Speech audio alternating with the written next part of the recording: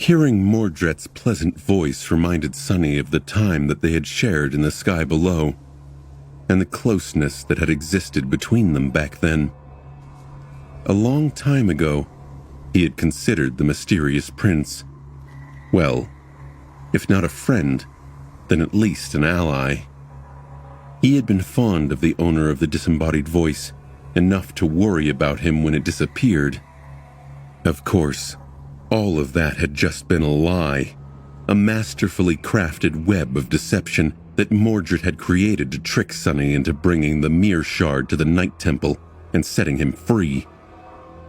The memory of the dark conclusion of that story, the fear, the pain, the shame of having been led astray and betrayed, and of course, the slaughter, gripped his two hearts with icy claws. Sunny glared at the reflection of the young man for a few moments, then gritted his teeth. He hated to admit it, but there was no escaping the fact that he feared Mordred. Sunny had met many powerful men, and even more terrifying abominations, but the Prince of Nothing was perhaps the only one whom he was truly scared of. Not because of the divine aspect or the lineage of war, but precisely because of how insidiously cunning and inexplicable the Prince of Nothing was. It was like what Teacher Julius had said. What humans feared the most was the unknown, and no matter how many times Sunny tried, he simply could not understand how Mordred thought, what his motives were, and what he was scheming behind that friendly smile. Because of the eerie wrongness hiding in the depths of his eyes, the Prince of Nothing was impossible to predict. Hell, he was also impossible to kill. The whole of the great clan Valor had tried and failed. Grasping the extraordinary rock, Sunny made sure that there was no one really standing behind him and addressed the reflection in a gruff voice. "Oh, it's you. What are you doing inside the lake? Don't be a stranger, Mordred. Come, enter my soul sea, and let's talk face to face." The reflection of the young man lingered, its smile turning a little forced. Then it spoke again. "How strange. I can hear you speak, but I don't see your lips moving. Have you been learning new tricks, Sunless? Ah, good for you. I've been doing some of that myself." Sunny scowled, shadows veiling his eyes. "Yeah, I've heard. A whole region of the kingdom, Mordred? Really? I thought you didn't really enjoy killing innocent people. Or did you just tell yourself it was all right because none of them were real?" Mordred tilted his head a little. Then he spoke with the same pleasant smile. "What would have been the point of killing them if they were not real?" Hearing that, Sunny shivered. The reflection, meanwhile, shook its head. "They were real enough to serve a purpose. Don't get me wrong, however. I would not have done the same in the waking world. Those I killed were all already dead, Sunless. All of them were doomed, and uselessly so. I simply gave their deaths a different meaning." Mordred did not seem pleased with himself, but neither did he seem remorseful about slaughtering thousands of people. Just uncaring, which was much more unnerving. Even if one did consider the people of the nightmare to simply be some kind of illusion, an impression of the past, murdering them all still had to feel pretty damn close to real. Their screams, their desperate pleas, the blood gushing from their horrible wounds. Yes, that had to feel real. Yet Mordred acted like he didn't feel a single thing. The Prince of Nothing looked at Sunny and chuckled. "So, that little oracle of yours told you all about my adventures then? Well, wonderful. I will not have to describe them myself. Time is of the essence after all. Sending a reflection across such a distance is not easy, even for me. Sonny lingered for a few moments, then sighed and crossed his forearms. She did. Although, I have to say that I, personally, would not have used the word adventures to describe it. What do you want, Mordred? Reflection remained silent for a bit, then smiled. Why, what else? To conquer the nightmare, of course. Don't you? A low growl escaped from Sonny's mouth. I do. Stop playing games and just tell me what it is that you want from me. Mordred sighed. Well, if you insist. What I want is rather simple, which is not to say easy. I want you to keep Noctis alive, at all costs. Sonny blinked. What is he trying to make me do? Does he really want me to protect Noctis? Or is he hoping that I will do the opposite of what he wants and kill Noctis instead? Why would he want Noctis dead before the war even started? No. Wait. Maybe he really does want Noctis to live.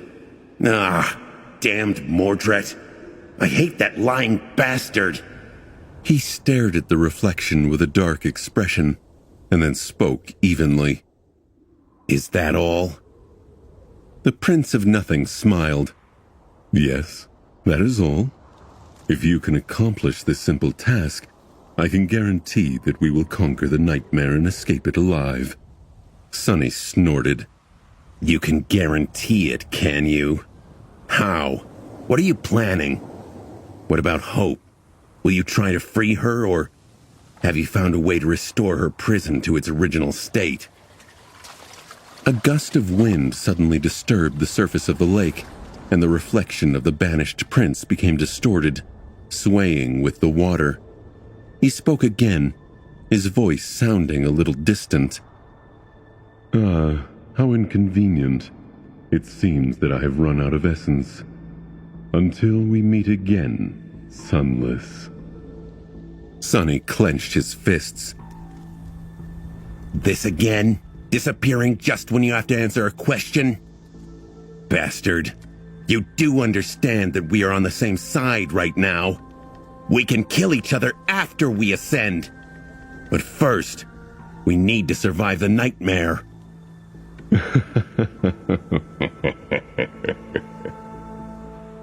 Mordred laughed, his voice growing ethereal and almost inaudible, fading away as if it were a radio station, and Sonny was moving progressively further out of its range.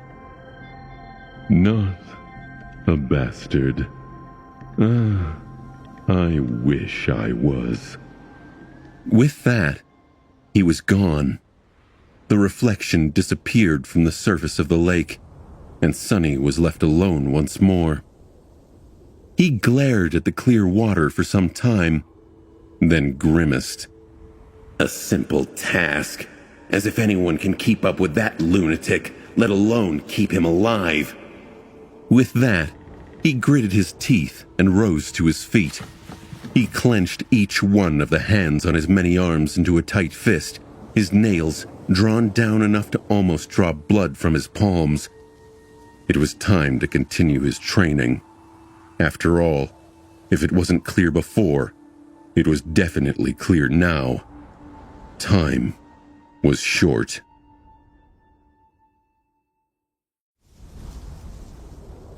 A few days passed.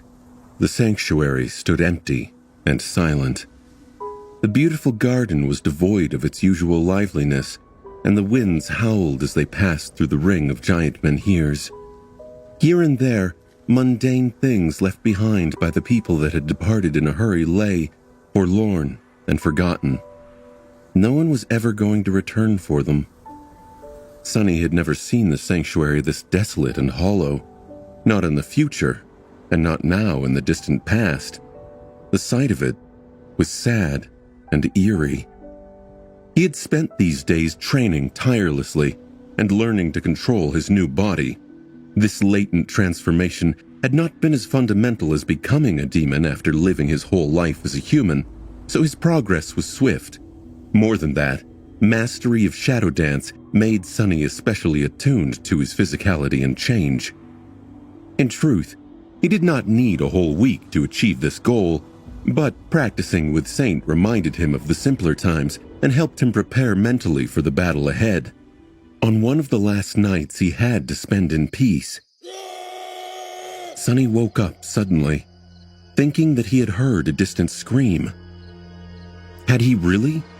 Or was it just a vestige of a dream? He sat up and glanced into the window, a deep scowl appearing on his face. "What dream, you fool? Awakened don't dream." But who could have screamed in the sanctuary? There were only 2 people left here, Sunny himself and Noctis. He hesitated for a moment and then stood up, summoning the puppeteer's shroud. After thinking for a bit, he also summoned the cruel sight, wrapped his shadows around himself, and walked outside.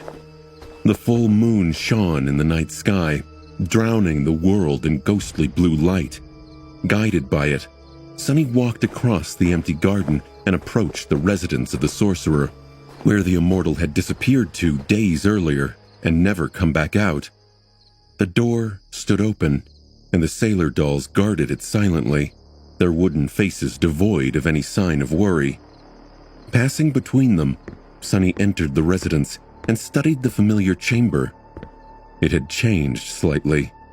The stone floor was even more broken and littered with deep cracks. The piles of shards had grown taller. However, there were no tremors running through it anymore, as if whatever it was that had hidden beneath had either died, fallen into a slumber, or gone elsewhere. Noctis was in the middle of the room, sitting on a pile of rubble with a pained look on his face. The sorcerer looked unwell. His skin was deathly pale, with dark circles under his eyes. His lustrous hair had grown dull and disheveled. Even his elegant garments, which had always been flashy and immaculate, were now wrinkled and in disarray. What's more, Sunny could have sworn that there was something moving beneath the sorcerer's skin. It appeared for a moment, and then was gone, making him unsure if he had seen it or just imagined the whole thing.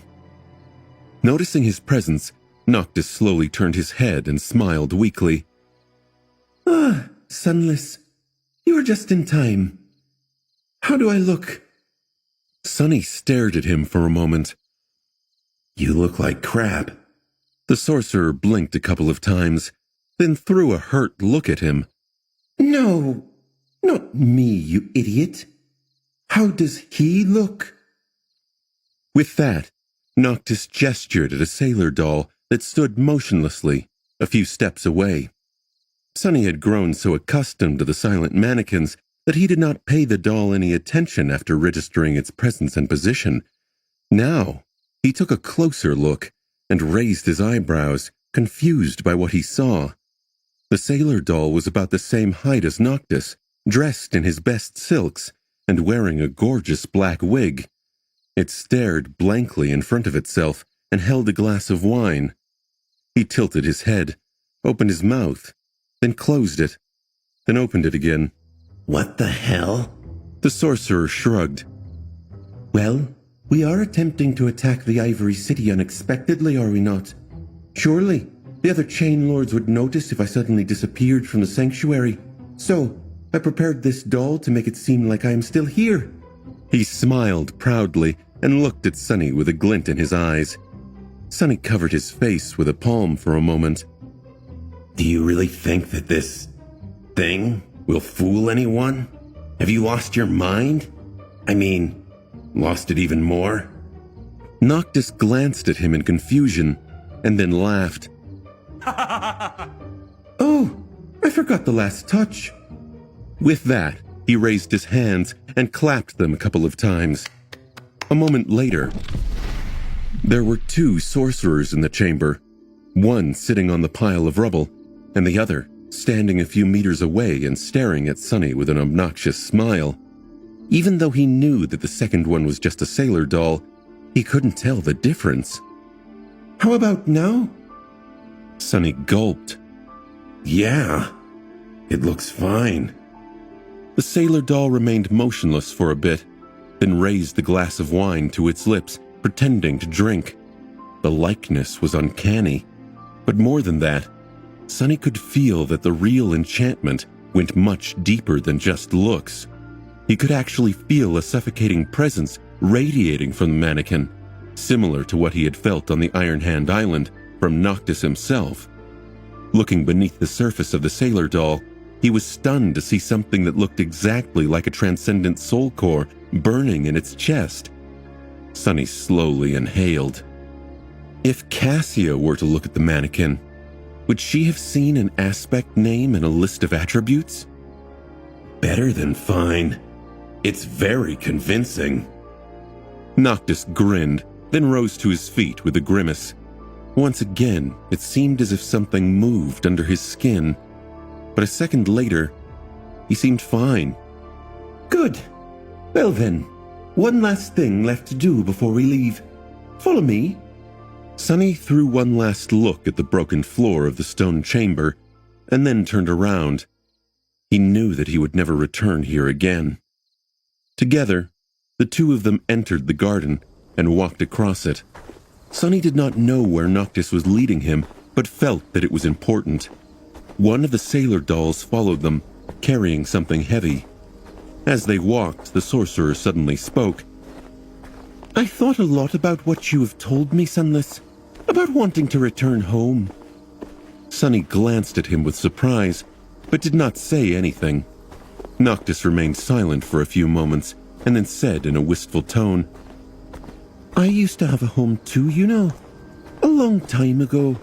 There was a beautiful temple where my siblings and I grew up, being taught by priests and priestesses. It was surrounded by a vast forest where we played and hunted. There was a lake where we caught fish and swam to escape the summer's heat, without a care in the world. The smile slowly disappeared from his face, and his eyes shone softly, reflecting the pale moonlight. I returned to that place some time ago. But it was not. It had changed. The temple lay in ruins. The forest had been chopped down. The lake had dried up. Everything felt unfamiliar and strange, like a distant dream.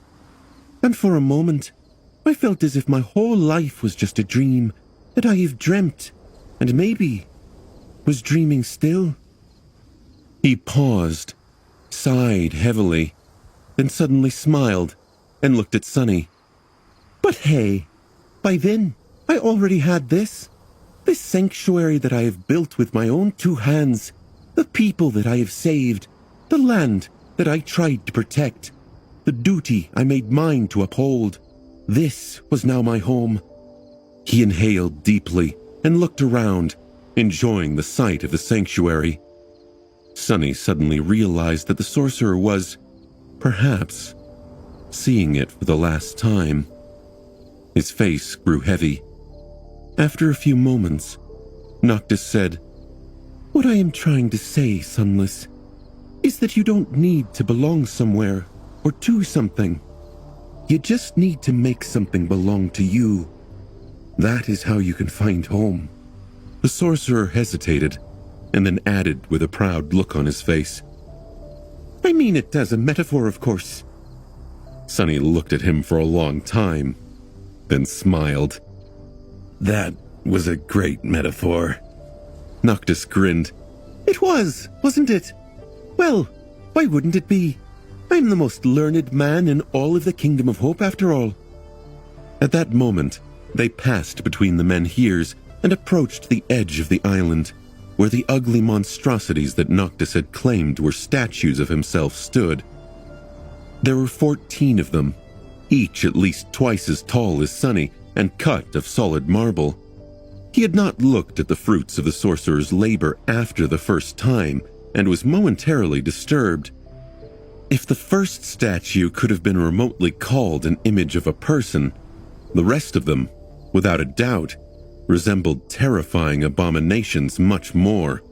They were giant and heavy, with talons, claws, fangs, spikes, and horns that made Sunny's own look pathetic in comparison.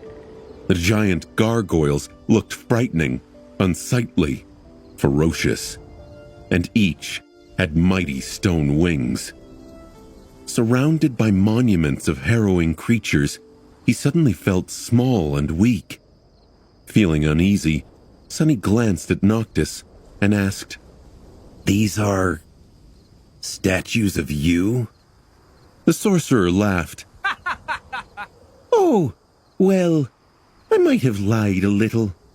These were never meant to look like me.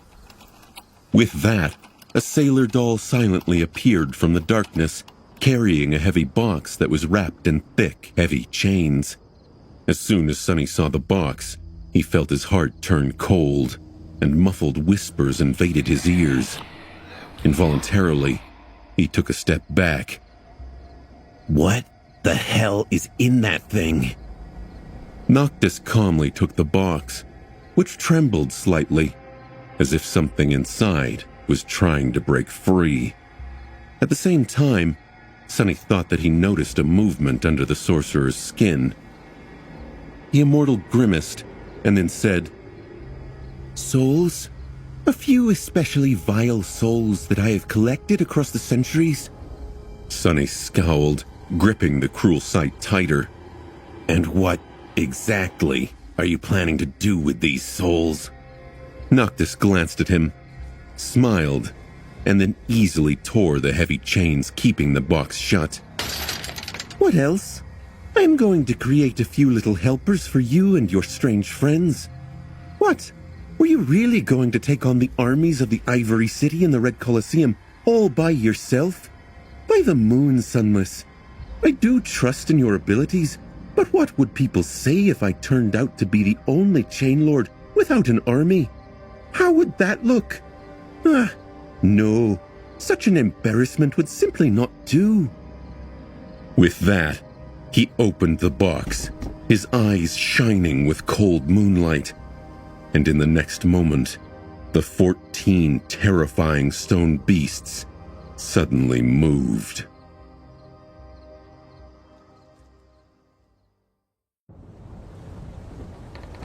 The flying ship was moving through the deep darkness of the sky below, escorted by 14 stone fiends. With the ocean of flames burning below and vast nothingness above, it seemed as though they were sailing through purgatory. Noctis stood at the steering oars, slouched with a pale face and dark circles under his eyes. He did not seem to be doing too well, but his hand was steady as it controlled the ship. On the upper deck, the sailor dolls were preparing for battle.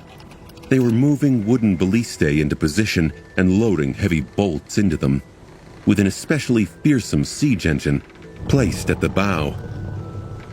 The bolts themselves were not that simple either. Their surfaces were carved with runes, which shimmered with stored soul essence and brimmed with power. The mannequins themselves were armed as well, their elegant liveries replaced with chainmail. They carried heavy bows, sabers, and hatchets, both to kill the enemies and defend the ship from boarding hooks. There were plenty of quivers full of arrows around, as well as barrels of water to douse the flames should the sails catch on fire. The sails, meanwhile, were turned at a strange angle to catch the hot air rising from below, surrounding the vessel from the sides like wings. The ship was flying swiftly, but in the emptiness of the sky below, it was hard to measure how much distance they were covering. Sunny could only tell that their speed was tremendous because of the powerful torrent of essence flowing through the ancient wood and the howling of the wind that was being cut by the armored ram of the ship. At this rate, they were going to reach the Ivory City soon. The cohort was preparing for battle too. Kai had summoned his white and gold armor, a memory he had earned while commanding a centuria of the Sun Legion. Behind the charred wooden mask, his eyes were serious and focused. He was examining the fletching of arrows in his quiver, a mighty bow resting at his feet. This bow had come from a champion of the war sect he had slain, and was a deadly weapon. Effie was standing nearby, leaning on the runic spear Sunny had given her. The dusk shard was propped against the board of the ship, almost as tall as the little girl, and there was a white cape that seemed to be weaved from starlight itself resting on her shoulders. It was the starlight shard, which she had received after slaying the Lord of the Dead. Of course, Effie had a whole arsenal of other memories at her disposal, those that she had collected over the years on the Forgotten Shore, and those that she had received for slaying countless abominations to saturate her awakened core before venturing into the seed of nightmare. Weapons, tools, charms. She was going to summon them when the need arose. Knowing that the battle ahead would be long and arduous, the little girl was hungrily devouring a pile of roasted meat. Cassia was quietly observing Noctis, her hand resting on the hilt of the quiet dancer. Her role in the approaching battle was going to be especially important. When the sorcerer clashed with Solvane and Sunprince, she would have to control the flying ship and command the sailor dolls, drawing the bulk of the enemy's ire. And of course, Sunny was getting ready too. He had summoned the mantle of the underworld, which covered his demonic body like an onyx carapace. Since this battle was going to be against humans and not mighty nightmare creatures, he had judged that its utility would be more valuable than the impregnable defense of the undying chain. Importantly, this time there was no Elias around to heal a mortal wound should he receive one, so its incredible enchantment was less useful. The blood blossom rested in the onyx armor's breastplate, ready to grant him its strength. In his 4 hands, he held the cruel sight, the midnight shard, and Morgan's warbow. 3 shadows rested in his soul, ready to be sent forth to destroy and slaughter. He was ready. Well, as ready as he could be. Just as Sunny thought those words, Noctis suddenly moved. He then looked up, a wild smile slowly appearing on his lips. His voice sounded hoarse, but clear. "Ah, they finally sensed us." The members of the cohort turned to him, their faces calm and collected. The sorcerer grinned and then moved one of the oars, sending the ship flying up. His eyes glinted with distant moonlight. "No point in hiding anymore. We are close enough anyway. Oh, what a night to be alive, my friends." His laughter rolled across the deck as the ancient vessel climbed higher and higher, swiftly approaching the dark side of the chained island. Sunny stared up, knowing that just in a few minutes, the end of this nightmare was going to begin. As he did, Cassia silently approached him and stood nearby for a few quiet moments. Finally, she spoke. "No matter what happens, don't let him enter the tower." Sunny frowned, looking at her with a somber expression. Who? Noctis? She lingered for a second, and then shook her head. "No, Mordred." Sunny smiled and turned away. Why? Was his guarantee of conquering the nightmare if we do as he says all a lie? The young woman did not speak for a while, then said simply, "No, I don't think so." Sunny glanced at her and raised an eyebrow. Why should I stop him then? She hesitated for a moment. Then Cassia asked, "What happens after the nightmare?" Sunny sighed, then chuckled wryly. All right, I'll take your request into consideration. He could already see the dark underbelly of the Kingdom of Hope above them, and hear the distant whisper of war drums. Caught by surprise, the 2 armies were hurriedly preparing to meet them. Looking at his friends, Sunny sighed, and then spoke in a neutral voice. I guess this is it. Good luck, guys. don't die out there. Kai and Effie looked at him and then nodded. The little girl smiled crookedly. Why would we die? It's just a couple of armies and 3 transcendents. No big deal. She hesitated for a bit and then added in a somber tone. However, let's make a promise to not do any suicidal battles beneath giant towers again, okay? I mean, at this rate, it might become a habit. Sunny looked at her and grinned. So what? Next time we should do the battle on top of a giant tower? Effie sighed. No, not towers. Let's try to avoid all giant towers in the future entirely. How does that sound? Sunny laughed, then turned away and stared at the approaching islands. Sounds fine to me. Can't promise anything, though.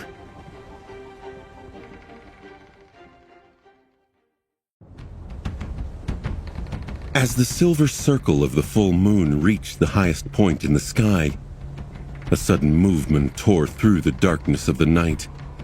In the clamor of drums and human voices, an armada of wooden ships flew forward, each vessel illuminated by the orange flame of lanterns. Some had red sails, and some had white. In the pale moonlight, all of them looked gray and colorless. The ships rushed forward, seeming like a river of lights. On their decks, human figures moved, feverishly preparing for battle. The soldiers were drawing their weapons and knocking arrows on the strings of their bows, while the captains stared at the radiant moon, their faces tense and grim. Soon, a lonesome black dot appeared on the surface of the silver disk, and then slowly grew as it drew closer. A single ship, this one much larger and more graceful than the rest of them, was fearlessly flying to meet the luminous armada. There was a beautiful tree growing around its mast, and a man with pale skin and raven black hair standing at the oar, guiding the vessel forward. His eyes were gray and clear, shining with the reflected light of the moon. Standing near Noctis, Sunny could not help but feel a dark resentment grip his hearts. Curse it. They had chosen the time of the attack to catch the armies of the Chain Lords unprepared. Most of the soldiers were still on march to the Ivory City, their formation broken and in disarray. It was not easy to unite 2 large forces, and Noctis had chosen the precise moment when the chaos was at its worst to stage his assault. And yet, there was still a considerable force ready to defend the city. At least 100 ships rose into the air to intercept and destroy them, each carrying dozens of warriors. Some of them awakened, and some even ascended, but all the absolute elite the warring factions had to offer. And somewhere out there, 2 immortal transcendents were waiting to take their turn. This was what Noctis and the cohort were up against. Sunny lingered for a moment, and then glanced past the approaching river of lights at the distant shapes of the Ivory City. It was as beautiful during the night as it was during the day. The graceful arches of the tall aqueducts, the aerial bridges that connected the islands, the buildings made of white stone. The streets of the city were empty, but he could feel thousands of frightened souls trembling behind the walls that they had considered solid and safe, not knowing what calamity he and his friends were bringing to their doorstep. Suddenly grim, he had to remind himself that these were the people who had tried to sacrifice Kai to satiate a dragon's hunger, and then burned him alive for daring to survive. And the dragon himself was there too, powerless for now, at least until the dawn came. Gritting his teeth, he took a step forward and closed his eyes for a moment. Just 100 ships. What is there to fear? I just have to bring 10 or 20 down, maybe kill a few ascendants. Big deal. The armada was already close enough to make out the distant shapes of humans rushing on the decks. A gust of wind brought with it a chorus of voices. Sonny shuddered, recognizing the familiar chant. Glory, glory, glory. He opened his lightless eyes, all doubt and remorse disappearing from them, leaving behind only the cold will to kill. Somewhere behind him, Noctis grinned, and then whispered in a hoarse voice, Now, witness us, gods. A moment later, the massive siege engine standing at the bow of the ship suddenly rang, sending a heavy bolt flying through the darkness. As it pierced the sky, a weave of ancient runes shone on its surface, and the winds howled, cut by its sharp blades. Streaking toward the distant armada like a falling star, the bolt struck the hull of the forward vessel and crushed straight through it, pulverizing a large part of the bow. It tore through the innards of the enemy ship, and then an explosion of pale light suddenly illuminated the vessel from within for a split second, leaving behind nothing but a cloud of bloody debris. The whole ship was destroyed in an instant. Noctis laughed madly, and as he did, the sailor dolls were already rushing to reload the engine. While they were busy with it, the sorcerer moved one of the oars, throwing his own ship into a turn to let its left port and the loaded ballista situated there face the rushing enemy fleet. And just like that, the battle that was meant to change the course of history forever started. The sorcerer's ship had an advantage in size, speed, power of enchantments, and the reach of its weapons. However, the difference was not insurmountable. Before the bow engine could be reloaded, they would already be being pelted by arrows and harpoons of the enemy. "Get ready, my friends!" The sailor dolls pulled the levers of the portside ballistae, sending several smaller but still devastating bolts flying toward the approaching armada. Others readied their bows, staring forward with indifferent wooden faces. Sonny raised Morgan's warbow, ready to draw it, and threw a question over his shoulder. What of Solvane? What of the Sun Prince? Noctis smiled wickedly. Can't you feel? They are approaching. Song of the Fallen, my lady, I am afraid you'll have to take the oars soon. Do not worry, however. As long as the moon shines, I will make easy work of those two. He lingered for a moment, sending the ship into another turn, and then added, Do worry about the enemy ships, though. If you are not careful, they will tear my beauty apart in no time. Not to mention peppering you full of arrows. The ships he mentioned were almost in range to shoot their own onagers and ballistae. Even though the sorcerer's vessel was graceful, swift, and stalwart, it seemed impossible for anything to survive the devastating rain of projectiles that was sure to come. Sonny tensed, his pupils narrowing into two vertical slits of pure darkness. A few moments before the onslaught arrived, however, 14 fearsome shadows suddenly flew from below the islands and flashed upward, colliding against the first row of the enemy ships. Splinters of wood and torn limbs shot into the air, and for a moment, the enemy's formation was broken. Using that moment, Noctis sent the ship into a dive, narrowly avoiding the aim of the armada, and at the same time, presenting its starboard. Another set of ballistae shot their bolts, adding to the mayhem. The sorcerer glanced at Sonny, Effie, and Kai with a wild smile. It's your turn, Sunless. Now or never. Then, however, he abruptly grew silent and flinched. Noctis's face, which had already been pale, turned white as a sheet. He groaned and then slowly turned his head, looking up with a stunned expression. A moment later, Sonny heard the immortal let out an ominous whisper. Oh, this is not good. Not good at all. Feeling a cold shiver run down his spine, Sonny turned and followed the sorcerer's gaze up and up into the night sky. Then he froze. What? The moon was disappearing.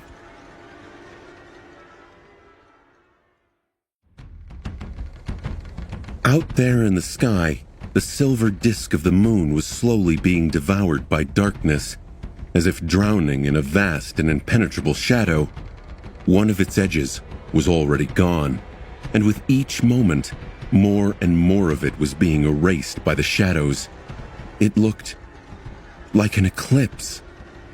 Noctis paled, and at the same time, Sunny suddenly felt reinvigorated. It was as though every shadow in the world had just become deeper and darker, and as one of them, he did too. The feeling was strange and euphoric, but Sunny knew that this eclipse was an ill omen for all of them. Turning to the sorcerer, he asked, "What is going on?" Noctis stared at the disappearing moon with a dark expression, and then shivered. I guess Severus had a trick of his own up his sleeve. I did not expect him to get his hands on a piece of Shadow's domain, though. How is this even possible? Seeing a lost expression on the sorcerer's face, Sunny growled. "How severe is your flaw? How weak are you going to be when the moon is fully gone? What do we do now?" The fleet of the Ivory City was still closing the distance to obliterate them, so there was no time to waste. They had a few moments before the clash at best. He had to know what was going on. Noctis glanced at the dimming moon for one more second, then turned away and sighed. Well, a pale smile appeared on his lips. Do you guys remember how I told you that I will take care of both Solvane and Sun Prince while you distract their armies? The sorcerer's smile grew wider, a mad glint appearing in his eyes. Change of plans. You will have to keep the prince busy for a bit too. We'll try to deal with Solvane. Best of luck to you, my friends. And to me as well. With that, he stepped out of the magical circle and gestured for Cassia to grab the oars, which she hurriedly did. A moment later, Noctis was already standing on the planks of the ship, his raven black hair dancing in the wind. Sunny opened his eyes wide and screamed, "Wait! How the hell are we supposed to keep a transcendent busy?" The sorcerer threw a glance over his shoulder and laughed. I don't know. Figure something out. Try to stab him with my knife, maybe. No, stabbing that steel behemoth won't do anything. With that, he simply took a step forward and fell down, disappearing in the darkness and the howling wind without a trace. Just like that, Noctis was gone. Sunny stared at the empty space where the sorcerer had been just a moment ago with a stunned expression. His momentary stupor was broken by Cassia's shout. Sunny, there are only a few seconds left. What do we do? The blind girl was controlling the flying ship, desperately trying to right its course so that it wouldn't take the full brunt of the Armada's siege weapons all at once. Sunny had no idea how she was able to fly the ancient vessel without being able to see, and it did not matter right now. He hesitated for a moment, then turned away and let out a resentful growl. "We follow the plan. Nothing has really changed." Effie raised the dusk shard and asked, her voice grim, What about the big bastard? Sunny gritted his teeth. "Last I checked, that monstrosity cannot fly. As long as we stay in the air, we should be fine." Cassia pushed one of the oars down, then frowned. Her voice sounded hesitant. But how do we stop him from going after Noctis? He looked at her, then cursed. "No idea. Shoot him with the damned bolt thrower. The big one." With that, Sunny left the blind girl behind and rushed forward. The enemy ships were already close enough for him to feel shadows dancing on their decks, which meant that it was time for him, Effie, and Kai to join the fight. A large fleet was closing in on a swift vessel, its formation in a mess because of the 14 ghastly stone abominations wreaking havoc on the flying ships.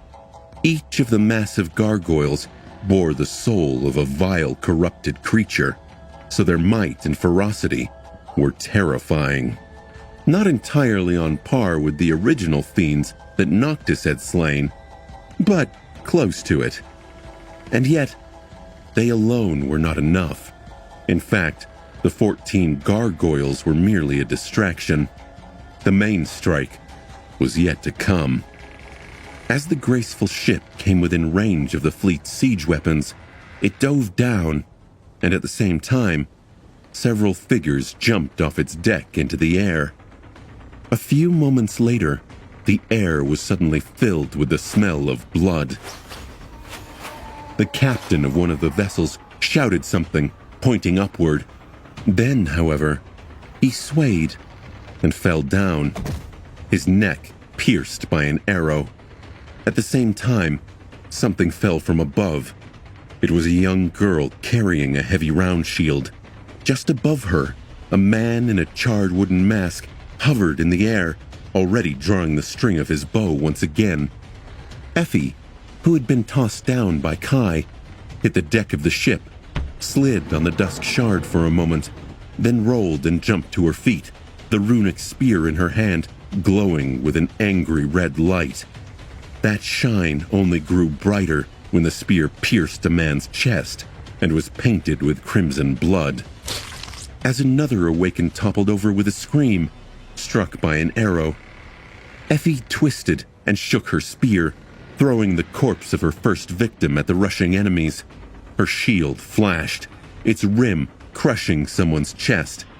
Then, an enemy blade fell from above, landing on her shoulder, and bounced off her skin, not leaving behind even a scratch.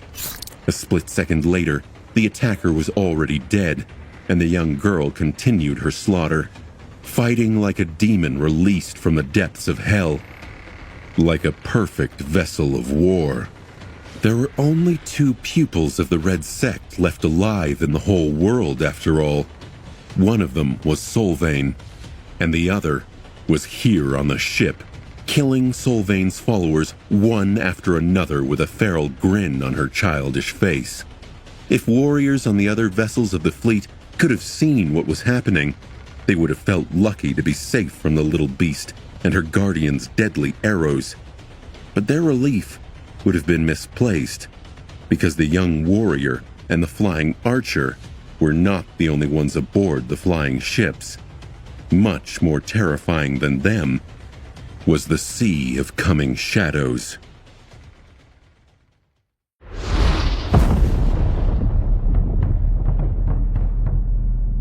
A swift figure streaked across the sky, and then a black steed landed on the deck of a flying ship, its eyes burning with crimson light.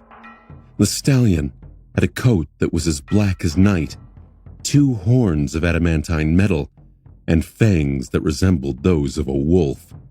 On its back rode a graceful knight clad in onyx armor, the scarlet blade of her Odachi matching 2 ruby lights shining behind the visor of her closed helmet.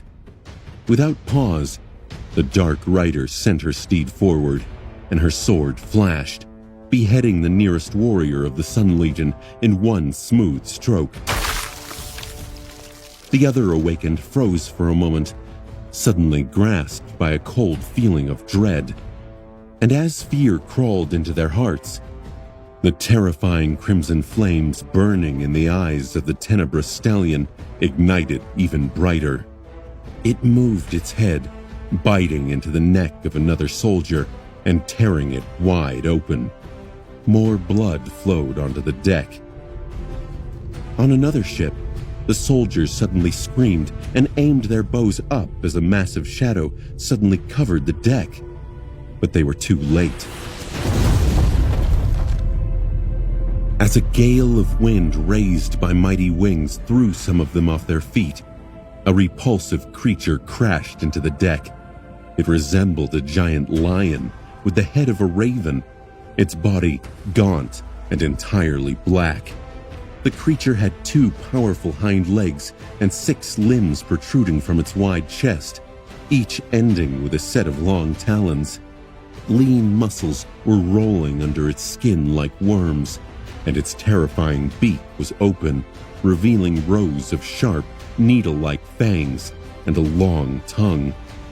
Both the fangs and the tongue were of the same black color as the rest of the abominable monstrosity.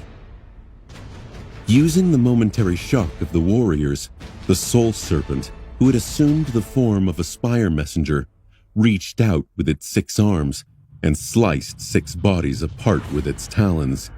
Blood sprayed into the air, and a chilling, ghastly wail escaped from its beak. And lastly, on the stern of yet another ship, a towering devil wearing black armor simply appeared out of the shadow, silently and without anyone noticing him for a split second. That 1 second was long enough for a bolt of lightning to fly off his bow and hit a warrior who had been preparing to pull the lever of a ballista on the bow of the ship. Instantly, arcs of furious radiance chained to a dozen nearest soldiers, killing several, burning a few, and stunning the rest. Dismissing Morgan's warbow, Sonny dashed forward and brandished the cruel sight, as well as the austere tachi he held in the other 2 of his 4 hands. He knew that his time was short. Yes, Sonny was powerful, and so were his shadows. But when the defenders of the Ivory City recovered from the initial shock, they were going to show that each of them was an awakened too. And then, who knew how long he would be able to survive? The first thing to do was to cut off the head of the snake. Ramming into a tall soldier with his shoulder, Sonny sent him flying away and raised the Midnight Shard for a devastating downward slash.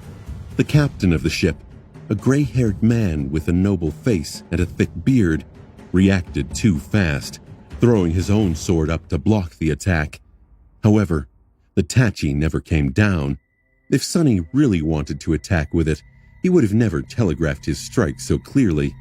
Instead, the cruel sight shot forward from below, piercing the captain through the chest. Infused with divine flame, it easily went through his armor and flesh, killing the man on the spot. The warmonger only had time to look at Sonny with eyes clouded by pain and smile happily. Then, he fell down like a tree that had been cut down by an axe. Damned crazies. The captain was dead, which would make things easier for Sonny.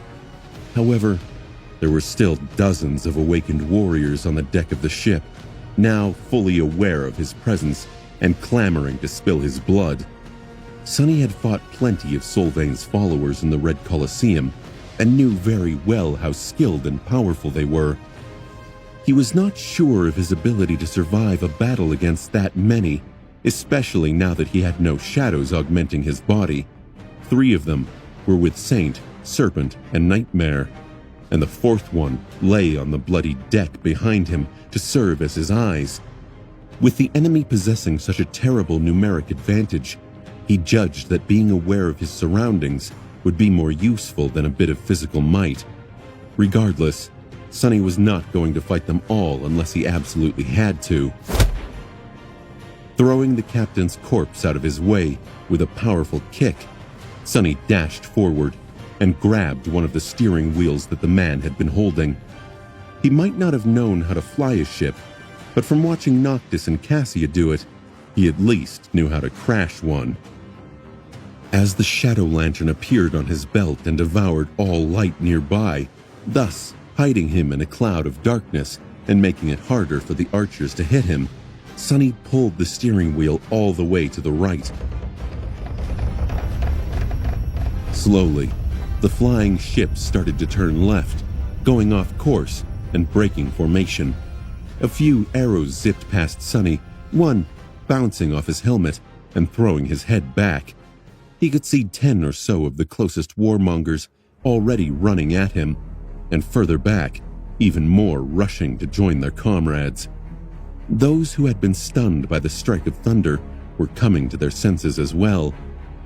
Crap. Forced to keep the wheel in place and thus immobilized, he gritted his teeth and threw the cruel sight as a javelin, aiming to kill the nearest of the approaching enemies. However, his spear suddenly froze in the air, as if the attackers were surrounded by an invisible barrier. In the next moment, a ball of furious light invaded the cloud of darkness that protected him, dimming somewhat, but not disappearing instantly. That was the problem with fighting against Awakened. Every one of them had an aspect, and each aspect was unique, making them excruciatingly unpredictable and hard to deal with. As more arrows were aimed at his head, Sonny cursed, let go of the wheel, and dissolved into shadows. Left with no one to hold it in place, the wheel returned to its natural position. But the damage was already done.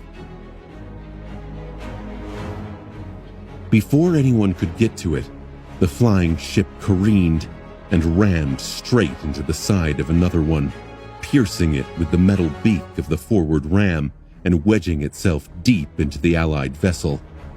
Both ships were heavily damaged by the collision, but the situation was not unsalvageable. If an experienced captain acted with haste, at least one, or maybe even both vessels could be saved. But before that could happen, a four-armed demon suddenly appeared from the shadows on the stern of the rammed ship, and a few moments later, its captain was dead too. Just like that, Sonny had doomed 2 ships and 100 souls to death with only 2 strikes of his weapons. He glanced into the night sky for a moment and groaned. Just 90-something or so left. Great. At the thought, a muffled mad laugh escaped from his lips. He'd better get back to work.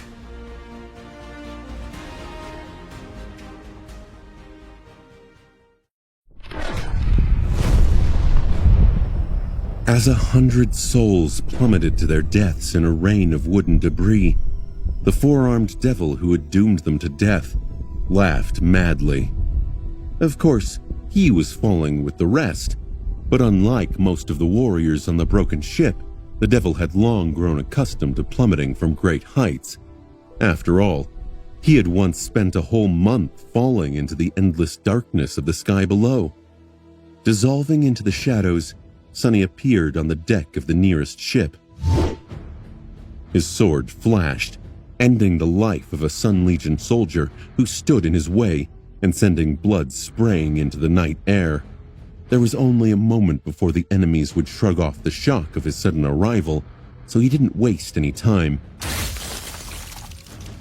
Lunging forward, Sonny struck another warrior in the back with the cruel sight, slashed the midnight shard across the throat of an enemy archer, and wrapped his tail around the neck of a third soldier, sending the last one overboard with a powerful throw. He bared his teeth and briefly glanced into the night sky. Out there in the lightless void, Effie and Kai had managed to slaughter the entire crew of one of the ships and sent the vessel crashing into the rest of the formation. The little girl jumped off the rails at the last moment, and the swift archer caught her, carrying both of them toward the next target. The ship, where Saint and Nightmare had landed, was silent and dark, without a soul moving upon it. Everyone was already dead, and the vessel was careening to the side, ready to plummet. The black courser galloped across the bloody deck and soared into the sky, breaching a gap of 100 meters with a single jump and landing among Fearful Awakened on a different ship. Saint's scarlet Odachi flashed. The Soul Serpent crashed on the deck of another flying vessel, the previous one he had visited, breaking apart as it fell into the darkness. Before the warriors could react to the appearance of the ghastly abomination, its shape shifted, turning into a mass of liquid darkness. Then, the darkness transformed into the figure of a menacing knight, his black armor forged from a lusterless anthracite steel and decorated with intricate engravings. The great sword of the knight rose and fell like a guillotine, severing flesh and bone. Sonny grinned. Not bad. Effie and Kai had taken out 2 ships, while he and his shadows took out 4. The gargoyles had destroyed even more. At this rate, obliterating the entire fleet was not going to be as impossible as it had seemed. But of course, that optimism was merely a delusion.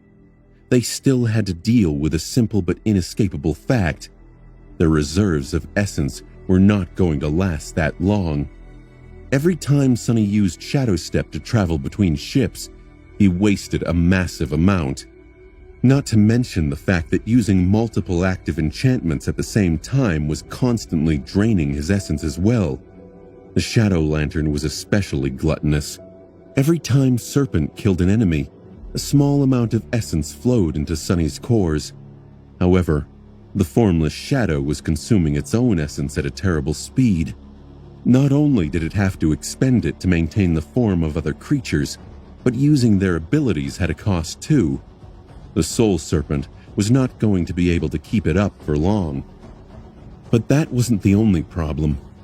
For now, the cohort had the element of surprise on their side. As soon as the fleet realized what was happening, taking down the ships was going to grow much, much harder. So, all Sunny could do was deliver as much damage as he could, as fast as he could, and then hope for a miracle. Of course, with his luck, he'd probably have to create that miracle himself. Killing another enemy, Sunny threw his corpse aside and dashed toward the captain of the ship, hoping to slay him and sow discord in the coordination of the vessel's crew. However, this time, he failed to behead the snake with one swift strike. The officer of the Sun Legion that commanded the ship deflected his attack with frightening ease and then delivered a blow of his own, throwing Sunny back. An angry hiss escaped from his lips. Damnation! The captain was an Ascended, and one of remarkable might as well.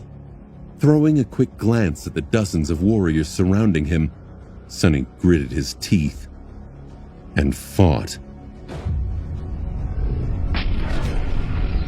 He fought as he had in front of the gate in the waking world, surrounded from all sides by nightmare creatures. Using everything he had, every trick and deception he could muster, and every little bit of skill and experience he had earned in the past years. Soon, the deck of the ship grew slick with blood, most of it human, but certainly not all. There were a few drops of his own mixed in as well, shining with the invisible light of divinity. Sunny killed as many enemies as he could, and then killed even more.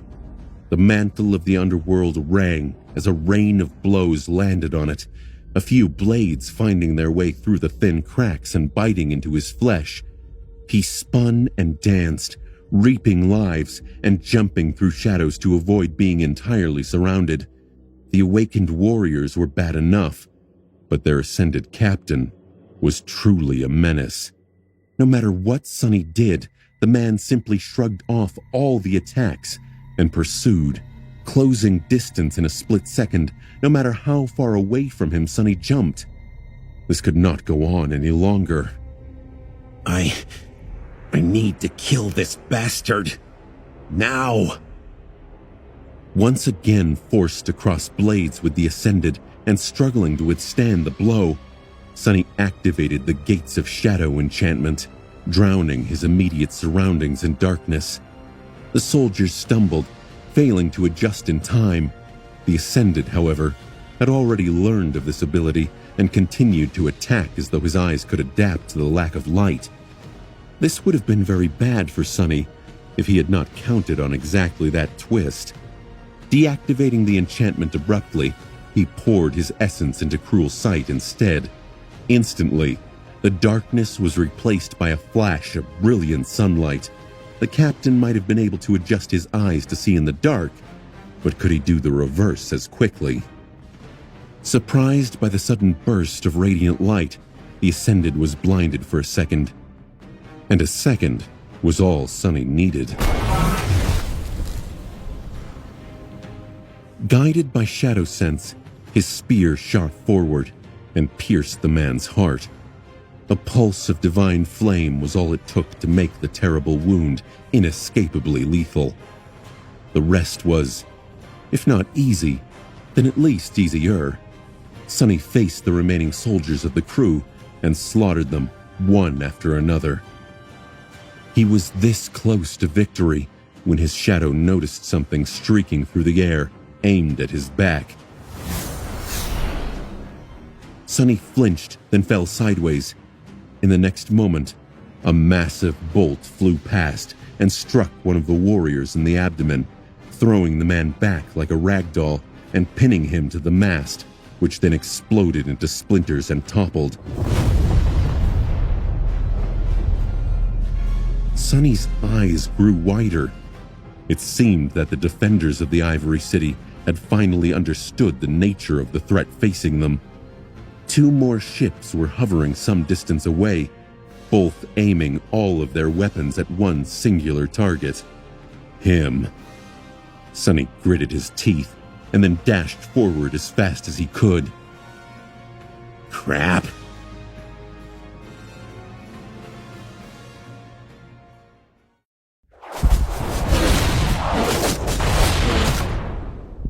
Sonny rolled over, and just as he did, countless arrows hit the deck in the spot where he had been just a split second ago. Sent from powerful bows made for awakened archers, each carried enough force to pierce plate armor with ease. Of course, the mantle of the underworld was not just any armor. And yet, Sonny was extremely apprehensive of the threat posed by the archers. Being battered by a rain of arrows was going to take a toll on his body, and all it took was for one to slide into the slit of his visor. Not to mention all the different kinds of aspects the enemy could possess, and all the different kinds of runes the bows and the arrows could be enchanted with. The heavy javelins sent flying by the bolt throwers came next. Streaking through the air with terrifying speed, they hit the ship like missiles. Each possessed enough momentum to tear a hole in the deck, sending an explosion of splinters into the air. Sonny wasn't sure if he'd survive being hit by something like that, so he took no risks, diving into the shadows and turning into one of them.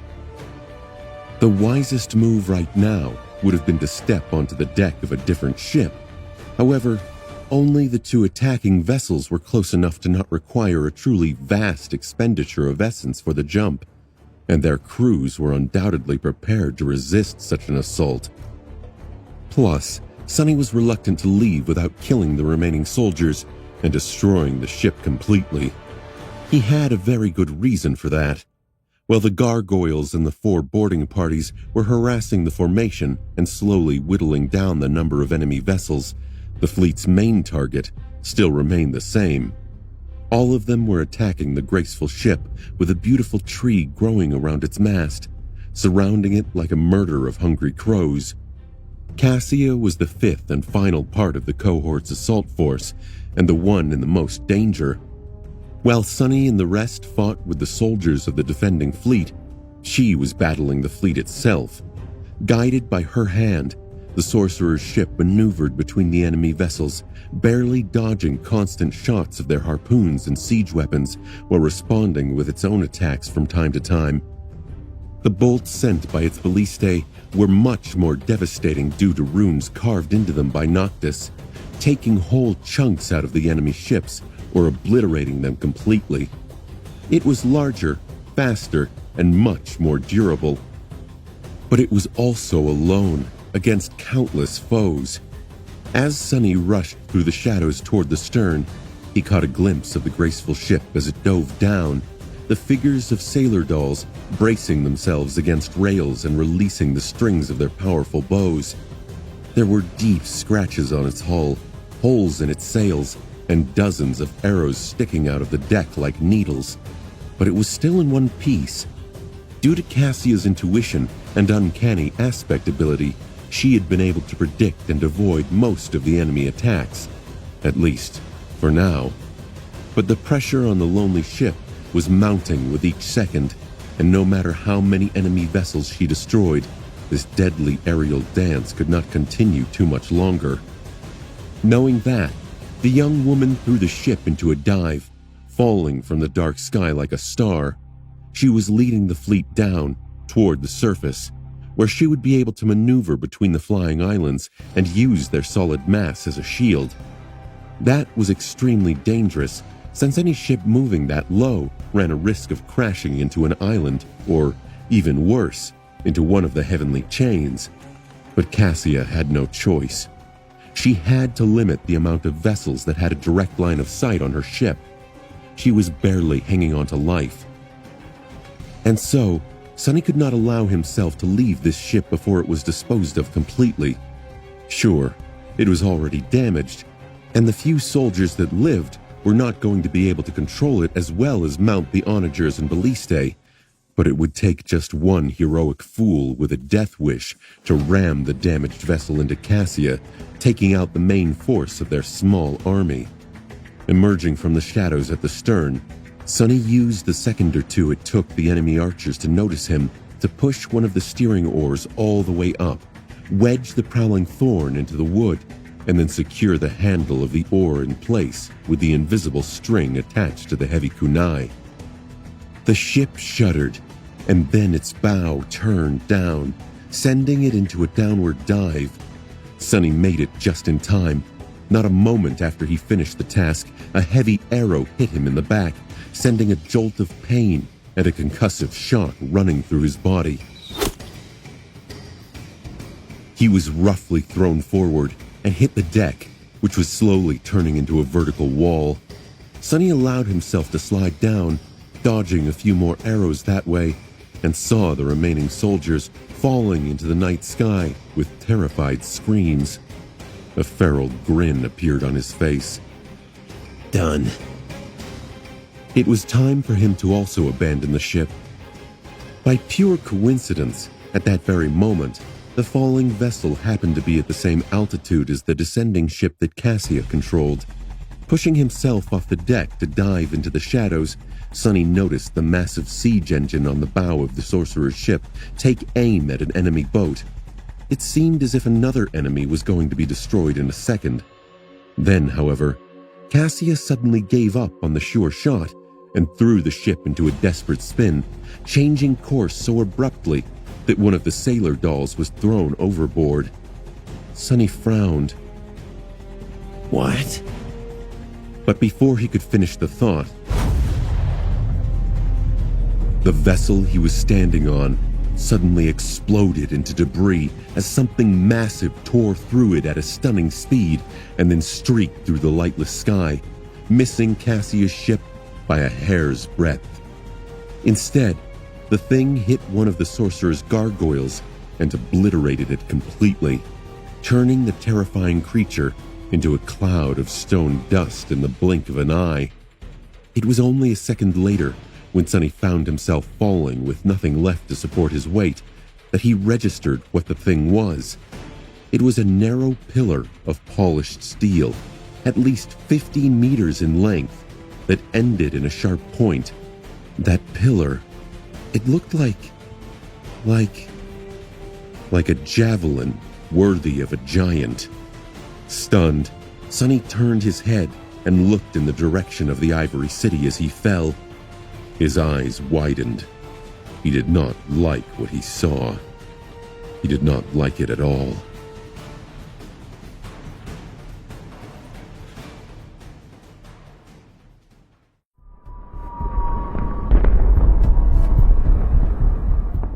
Out there in the distance, just outside of the Ivory City, a steel colossus towered above a desolate island, his gargantuan body shrouded in darkness. The terrible wound delivered to him by Noctis was mostly repaired, with broken scaffolds hanging from the giant where he had torn himself away from the nearly finished reconstruction to join the battle.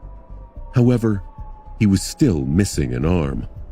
The face of the giant was stoic and unmoving, and his eyes drowned in deep shadows. In front of him, dozens of enormous javelins were thrust into the soil, each tall enough to dwarf a siege tower. As Sunny looked, the Sun Prince calmly grabbed one of them, then pulled it out of the ground and moved his hand up, preparing to make another throw. Crap! Plummeting down, Sunny balanced himself in the air and then dove in a different direction. A few moments later, he crashed into a large fragment of the destroyed ship's hull and disappeared, diving into the shadows on its surface. In a blink of an eye, Sunny rolled onto the deck of one of the two attacking vessels and jumped to his feet, ready to fight. He could not do anything to the steel colossus. All he could do was continue playing his part and pray that Cassia managed to survive.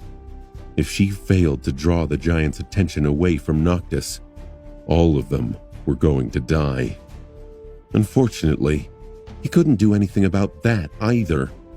Sunny could make sure that there were fewer enemy ships pursuing her, however, and that was what he intended to do. Killing things was one of his greatest talents, after all. With a loud roar, he dashed forward, lunging towards a battle formation of awakened soldiers. Unlike the crews of the ships he had destroyed already, these warriors had been waiting for an attack, and so were prepared. But it would not save them. They were still going to die. Just a split second before the four-armed demon collided against the front row of the enemy, a sickening feeling suddenly permeated their souls, sapping their hands of strength and filling them with insidious pain. Augmented by the underworld armament enchantment of the onyx armor, the broken oath spread its eroding influence, slowly destroying the very souls of everyone around Sunny. Of course, his own soul was being damaged as well, but it was much stronger than that of mere beasts, and protected by the mantle of the underworld on top of that. He was not going to be able to endure the effect of the vile charm for long, but that did not matter. He just needed to last longer than his enemies. Turning the cruel sight into a sword and summoning the patient avenger into a free hand, Sunny crashed into the formation of weakened enemies and spun, dancing as he sowed death among them. His two blades and his tail moved as if possessing lives of their own, and the charred kite shield soon started to emanate an angry orange glow as a rain of strikes fell on it. As it did, the blade of the cruel sight suddenly shone with incandescent white light, and the austere Tachi with a dim orange one. Infused with flames, one divine, the other mundane, both blades cut through steel armor as if it was made of paper. Screams of terror and agony rose above the deck of the flying ship, disappearing into the moonless night. Similar slaughter was happening on other ships of the fleet as well. Effie was rampaging on a slippery deck, moving like a wrecking ball across its blood-soaked surface.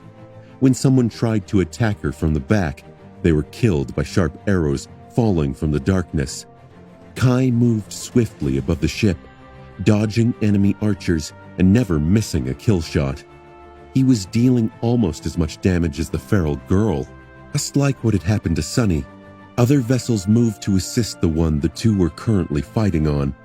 But as they did, a black steed landed on the deck of one, while a dark abomination with the head of a raven landed on another. For a few minutes, the defensive formation was in chaos, and then, even more ships had to abandon the hunt for the graceful vessel of the traitorous sorcerer to come to their rescue. When they did, however, the stone gargoyles attacked them, causing even more mayhem. Some distance away, Cassia had managed to reach the sky below and was now being pursued in a deadly race between the flying islands, causing several of the enemy ships to break apart as they collided with the heavenly chains, and allowing the sailor dolls to shoot several more down with the siege engines. Down there, she was protected both from the unobstructed attacks of the fleet and from the steel giant's javelins. For a moment, things seemed to be going well. But that was exactly the problem. Left without a target, the steel colossus threw 2 more javelins, destroying 1 or 2 gargoyles with each throw, and then paused, his gaze traveling across the lightless islands. Just as it did, one of them shook viciously, and a large chunk of it suddenly crumbled, falling into the abyss of the sky below in a cloud of stone debris. The heavenly chain attached to it was released and whipped across the sky, pulverizing a couple of unfortunate ships that happened to be in its way. Then, something strange happened. The shadow devouring the moon finally spread across the entirety of its surface, leaving nothing but an empty circle of darkness hovering in the night sky. That circle suddenly became infused with a dim red glow, and the moon slowly revealed itself once again, only now it was not silver anymore. Instead, the moon was red as blood. It drowned the whole world in an eerie crimson radiance. Still fighting on the deck of the ship and being poisoned by the soul erasure of the Broken Oath, Sonny spared a moment to glance at the sky and then pulled his attention back to the battle. Moving through the dim crimson light, he killed another human, gritted his teeth, and then thought, I wonder if this is good news for us or bad. In the chaos of blood and blows and aspects and memories, it was really anyone's guess at this moment. Sonny forced himself to look away from the moon and back at the battle at hand. Meanwhile, someone else had their gaze fixed onto the celestial change. A far distance away, the Sun Prince was staring intently at the crimson moon. Then, he shifted his gaze back to the broken island and raised his hand, aiming a javelin at something only he could see on its dark, shattered surface.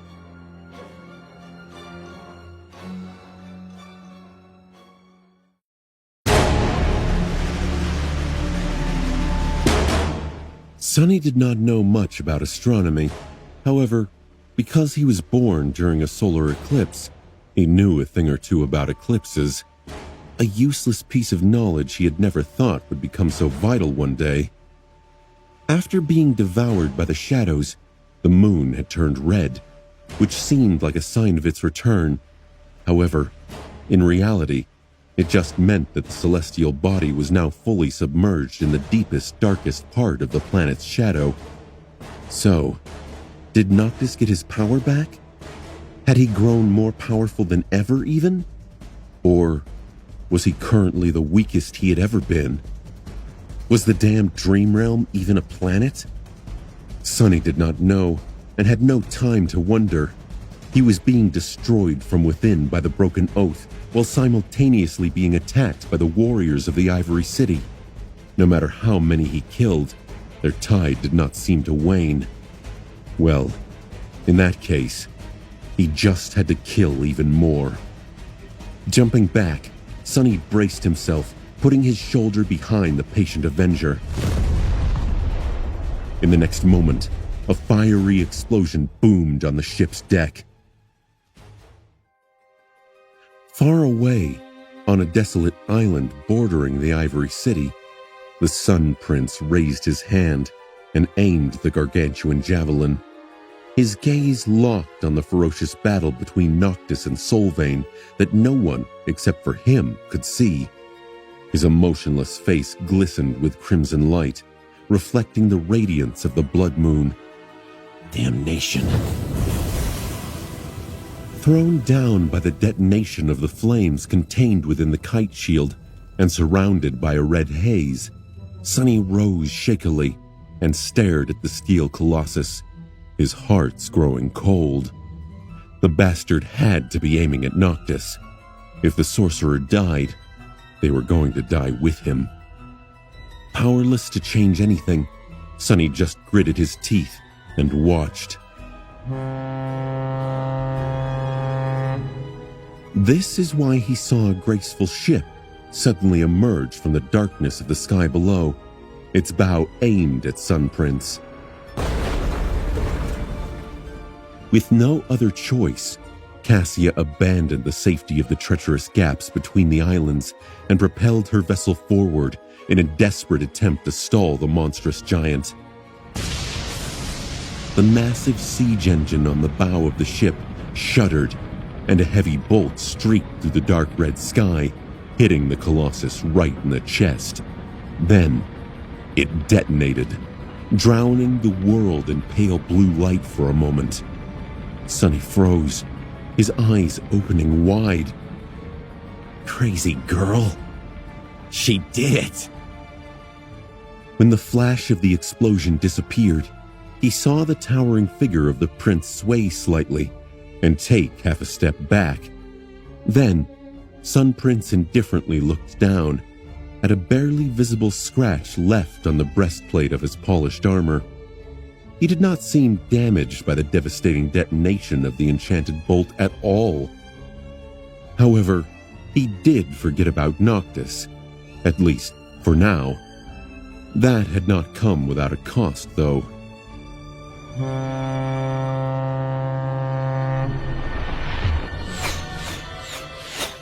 Cassia's desperate maneuver might have distracted the Colossus, but it left her vulnerable.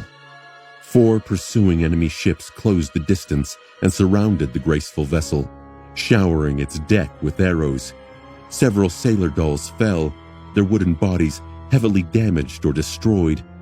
The rest released their arrows. 2 mannequins were standing beside the blind young woman, each holding a heavy shield. By now, both shields were riddled with arrows, and this time, the protection turned out to be lacking. 2 arrows slid past Cassia's defenders. She deflected one with the quiet dancer, but the second struck her in the shoulder, throwing her back. At the same time, the 4 enemy ships shot the heavy ballistae standing on their bows, and 4 wicked bolts hit the hull of the graceful vessel. 2 bounced off, but the other 2 must have possessed powerful enchantment. They lodged themselves deep into the ancient wood, but failed to deal any substantial damage. However, dealing damage was not their real purpose. Each bolt was connected to the ship by a thick chain.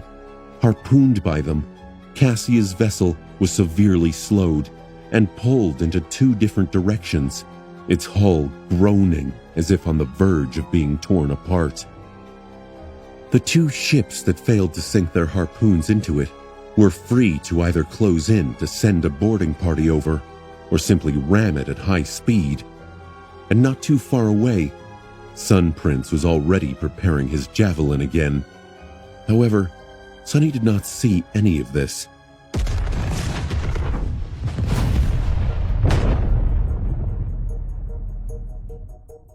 After a few moments of disorientation, those warriors who had survived the blast of fire from the patient Avenger had renewed their assault, thrown into a frenzy by the death of so many of their comrades. He was forced to fight without paying attention to anything else. In this battle, each of the members of the cohort had a role to play. He was powerless to help Cassia, even if he wanted to. Sunny had to survive his ordeal, and the girl had to survive hers. He had not tasted that bitter feeling of powerlessness in a long, long time. Deflecting a deadly blow of an enemy's sword and killing the man wielding it with a lightning-fast slash of the Midnight Shard, Sunny let out a hoarse, resentful growl. Hate it. I hate this feeling.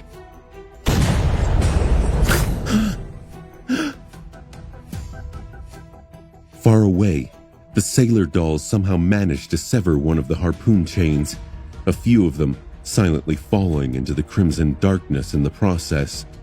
Cassia broke the shaft of the arrow lodged in her shoulder, gritted her teeth, and took the oars again. Now held by only one vessel, she did not try to escape by playing tug-of-war with it, and instead suddenly turned her ship in the direction of the enemy. Not expecting this, the enemy captain did not react in time.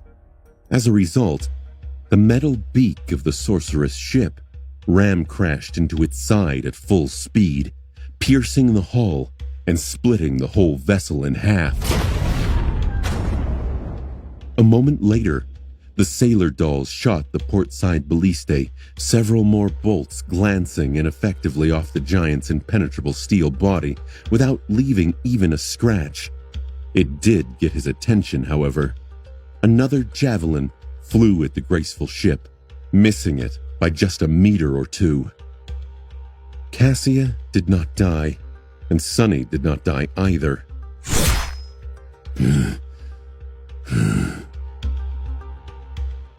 He slaughtered the last of the ship's defenders and drew in a rugged breath, then braced himself when the deck suddenly shuddered under him. What? Looking up, he saw boarding hooks biting into the wooden railings, planks being thrown from the deck of another ship onto his. Dozens of warriors in red armor were already jumping over, their eyes burning with bloodlust and a maniacal dream of glory. He remained motionless for a split second before he tiredly smiled. Oh, they came themselves. I see. How convenient. I won't have to waste the essence on using Shadow Step. Gripping his weapons, Sunny threw a glance overboard. Only 9 gargoyles remained, but all members of the cohort seemed to be still alive, if a little worse for wear. The enemy fleet was missing 24 ships or even more. Things were about to get really hard, however, now that they had the undivided attention of Sun Prince, and their reserves of essence were starting to run dry. The real trial was about to start.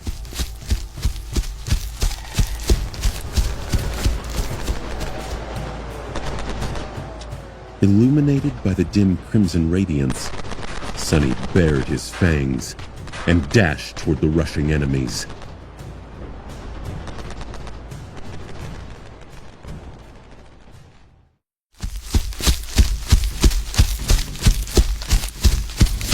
Sunny cut through the crew of the boarding ship, leaving no one alive.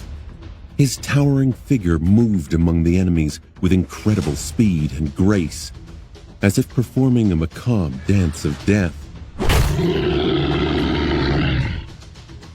His battle style was as shapeless and unpredictable as the devil himself, effortlessly switching from grounded defense to explosive offense, and then to monstrous ferocity that only a nightmare creature could possess.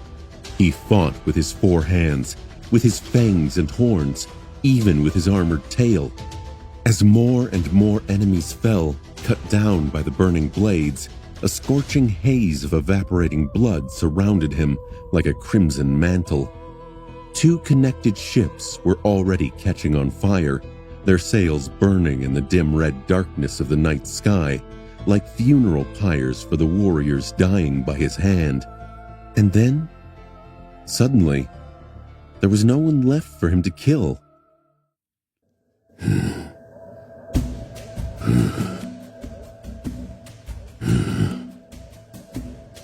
Dismissing the broken oath, Sunny groaned and leaned heavily on the cruel sight. His breath was labored and rugged, and the mantle of the underworld was covered by countless scratches. Beneath the onyx armor, his body was bruised and battered, with several shallow wounds seeping with blood where the enemy blades or aspect abilities had found their way through the cracks. Sunny gritted his teeth. How many ships did I take out? 3, 4, no, 5. He looked around, trying to ascertain the situation. The others had done well too. Together with the gargoyles, the cohort had managed to destroy the enemies. His eyes widened. Almost half of the enemy fleet was gone. Dozens of ships were obliterated, and thousands of brave warriors were killed. A lion's share of that had been done by Cassia and the sailor dolls, as well as the gargoyles. but still. Sonny drew in a hoarse breath. When did we become so scary? The thought of being the big dreadful threat for once was refreshing. And yet, his excitement was short-lived. No matter how powerful the cohort had become and how well they had planned the battle, it was still not enough. By now, the tide of it was already shifting, their temporary success waning with each second. Sonny, Effie, and Kai had exhausted most of their essence. The Soul Serpent was moments from losing its ability to assume the form of other shadows. Saint and Nightmare were faring better than the rest of them, but they, too, seemed to be slowing down. More and more injuries accumulating on the black body of the fearsome steed, its taciturn rider moving with visible strain. Much worse than that, the sorcerer's ship was playing a deadly game of cat and mouse with Sun Prince. Guided by Cassia's hand, the vessel was still in one piece, but it was unclear how long she would be able to outrun death. Without her presence on the battlefield, the rate at which the enemy ships were being destroyed diminished drastically, and each had more freedom to move and attack, and the gargoyles were no more. Most of them were destroyed by the Steel Colossus. Some were overpowered and shattered by the ascended warriors of the defending fleet. The few that remained were struggling, caught in enchanted chain nets, and moments from being obliterated. The blood moon still shone with crimson radiance, as though the eclipse had no intention of ever ending, and there was no sign of Noctis. Nor was there any sign of Solvane, which meant that the sorcerer was still alive at least.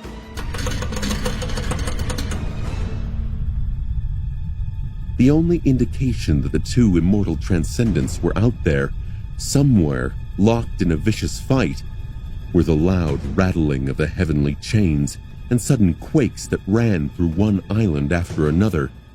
The islands swayed as pieces of them crumbled into the sky below.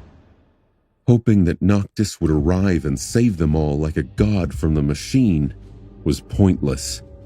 Hoping for anything was pointless.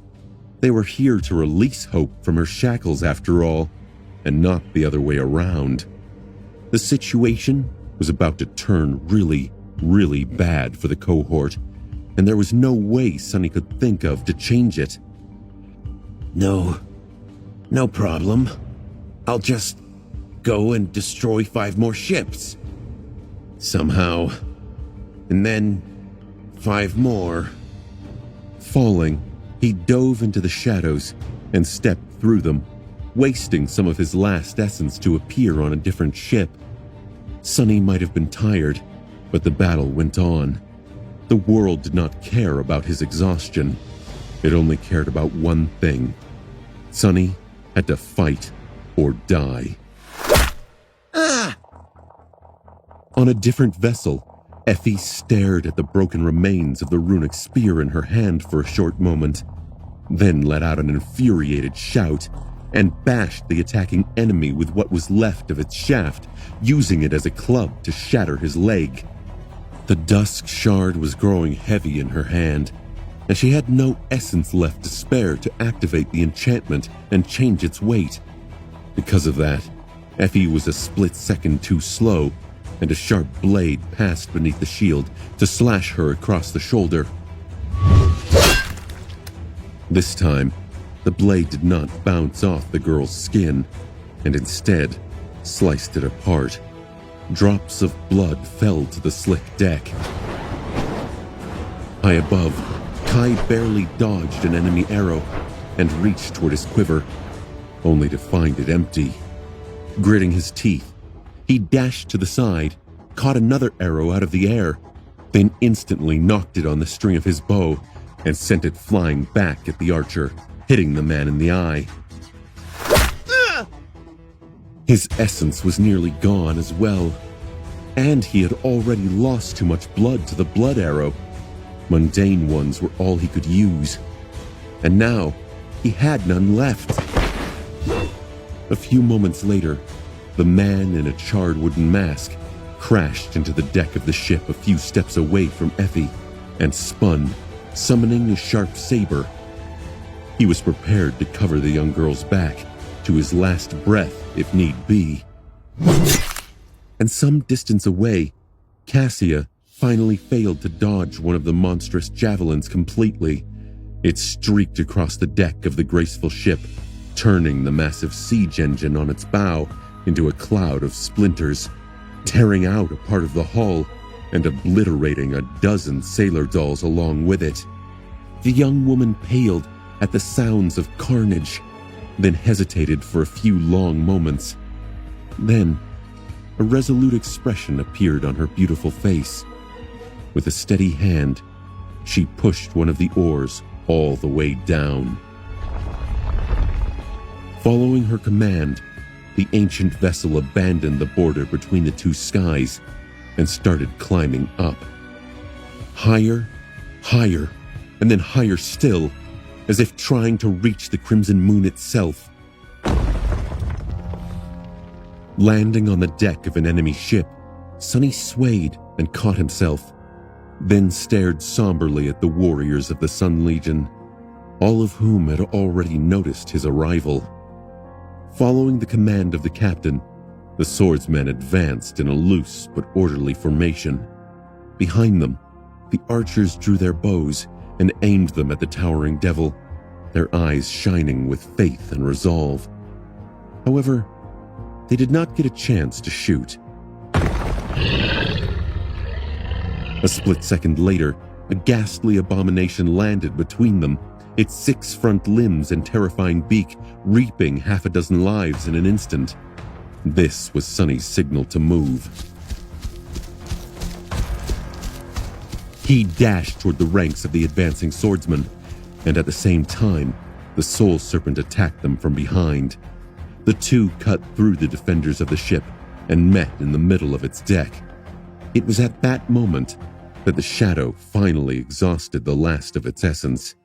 The abominable form of the Spire Messenger suddenly lost its shape and crumbled into a tide of darkness, which then rushed towards Sonny. A serpentine black Odachi then appeared in his hands. Sonny dismissed his other weapons, leaving only the great blade to keep him company, and roared. He was too low on essence to use any of their enchantments anyway, but each kill of the Odachi was going to return a portion of it into his cores. More than that, the Soul Serpent was not the only one who reunited with Sonny. The haughty shadow had reunited as well, and had already wrapped itself around his body, alleviating some of his exhaustion and gifting him with its strength. Now, all Sonny had to do was fight and kill. With each of the enemies that fell, he was going to replenish more of his dwindling shadow essence, and that essence would then be used to kill more enemies and destroy more ships. As long as he continued to kill, he would not have to stop. Unless he was killed himself, of course. It was indeed an insidious ability. In a split second, before the avalanche of enemies descended on him, Sonny glanced into the crimson sky. Out there, at a distance, the graceful ship was climbing high into the sky. Its hull was in shambles, with several sections of it shattered by the heavy bolts of the enemy ballistae. The powerful siege engine on its bow was gone, blown away by some terrible strike. There was a massive harpoon lodged in the vessel's side, with a piece of an enemy ship swinging below it on a thick chain. Barely any sailor dolls remained on the deck, most of them broken or destroyed. Seeing the pitiful state of the once majestic ship, Sonny couldn't help but grit his teeth. Then, he frowned. What the hell is she doing? Why was Cassia rising into the sky? Out there in the boundless vastness of the night, there was nothing to protect her from the ire of Sunprince and the enemy ships. The winds were much stronger up there, and the air much thinner. It was very risky. However, Sonny had no time to think about it. The girl must have known what she was doing. Out of everyone he knew, he was confident in Cassia's foresight the most. She always had a reason. Throwing these thoughts out of his mind, Sonny strangled his worry for her and clashed with the first few of the enemies. He slashed down, splitting the opponent's helmet and skull with the sharp blade of the great Odachi. Then, he slammed his hilt into another man's face, shook the first corpse off of the sword, and cut low, severing another enemy's leg. Then, Sonny grabbed the disoriented man whose face he had just crushed with one of his free hands and, using his body as a shield, barreled through the enemies, slashing left and right. The mantle of the underworld rang, withstanding several powerful blows. One of the strikes was especially dire. Something managed to cut through the onyx armor and bit deep into his flesh, making Sonny stumble and hiss. It was the captain of the vessel. The woman in bright armor stood among the slaughtered archers, her hands raised, 2 discs of sharp, blinding light forming on her palms. Cursing, Sonny threw the body of the still struggling enemy at the attacking legionnaires and then bent down, picking up a stray bolt meant for the ship's ballista. In the hand of the towering demon, the massive projectile almost looked like an oversized spear. Sending some of the newly received essence into his muscles, Sonny grunted. And then tossed the bolt with all his might. The captain's eyes widened, but before she could even move, the improvised javelin struck her in the chest with the force of a siege ram, ending the woman's life immediately. You have slain and ascended. Sonny had no time to celebrate because he was once again being attacked from all sides. The corner of his mouth twitched. She wasn't ascended, huh? He slaughtered the remaining crew of the ship, then rammed it into another vessel and slaughtered its defenders as well. By then, the mantle of the underworld was full of cracks and gaps, and his battered body beneath was full of holes. On the bright side, he had regained enough essence to freely activate the living stone enchantment of his armor, which allowed it to quickly recover from the damage and glisten darkly once again, its surface flawless and pristine. Sonny could not say the same about himself. Even though he had managed to recover some essence, his physical state was swiftly deteriorating. The countless shallow wounds were not too dangerous, especially because Bloodweave refused to allow his blood to flow out of them. A couple of the more serious injuries he had received were not too bothersome for now as well. However, his endurance was not limitless. Sonny was dead tired, and no amount of essence could fix that. He had only managed to last that long because of the Blood Blossom and the underworld armament, but even that was not enough to sustain him anymore. And the battle still raged on. Cassia had climbed so high into the sky that Sonny could not even see her damaged ship anymore, taking most of what remained of the enemy fleet with her. The light of their lanterns turned into small dots that moved high above, resembling falling stars. From time to time, a piece of broken wood would fall from the darkness, reminding him that a fierce clash was still taking place up above. The pressure on the boarding parties reduced somewhat, but there were still a dozen ships left to stall them, or rather, hunt them down. Now that Sonny, his shadows, and his friends were tired and riddled with wounds, the roles they played subtly changed. He was not sure who was attacking whom anymore, but worst of all, with the distraction of Cassia's ship gone, the Steel Colossus once again resumed his search for Noctis. Sun Prince grabbed two of his gargantuan javelins, then bent slightly and lunged forward. Gaining incredible speed, the giant leaped into the air, flew across a vast gap between two islands, and landed on the surface of a new one with a thunderous crash. This island was just one chain away from the Ivory City, with several tall pillars rising into the air to serve as mooring masts for the flying ships. Much more importantly, from it, the Colossus had a clear shot at the last place where Noctis and Solvane had shown themselves, still locked in terrible combat. Sun Prince gazed into the crimson darkness, and then slowly raised his hand.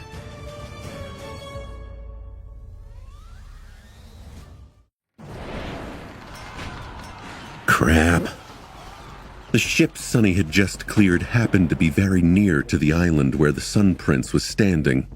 In fact, all of the remaining ships were close to it, due to the fact that the battle had gradually shifted closer to the Ivory City. He was not sure how much time it took, and for how long he had been fighting.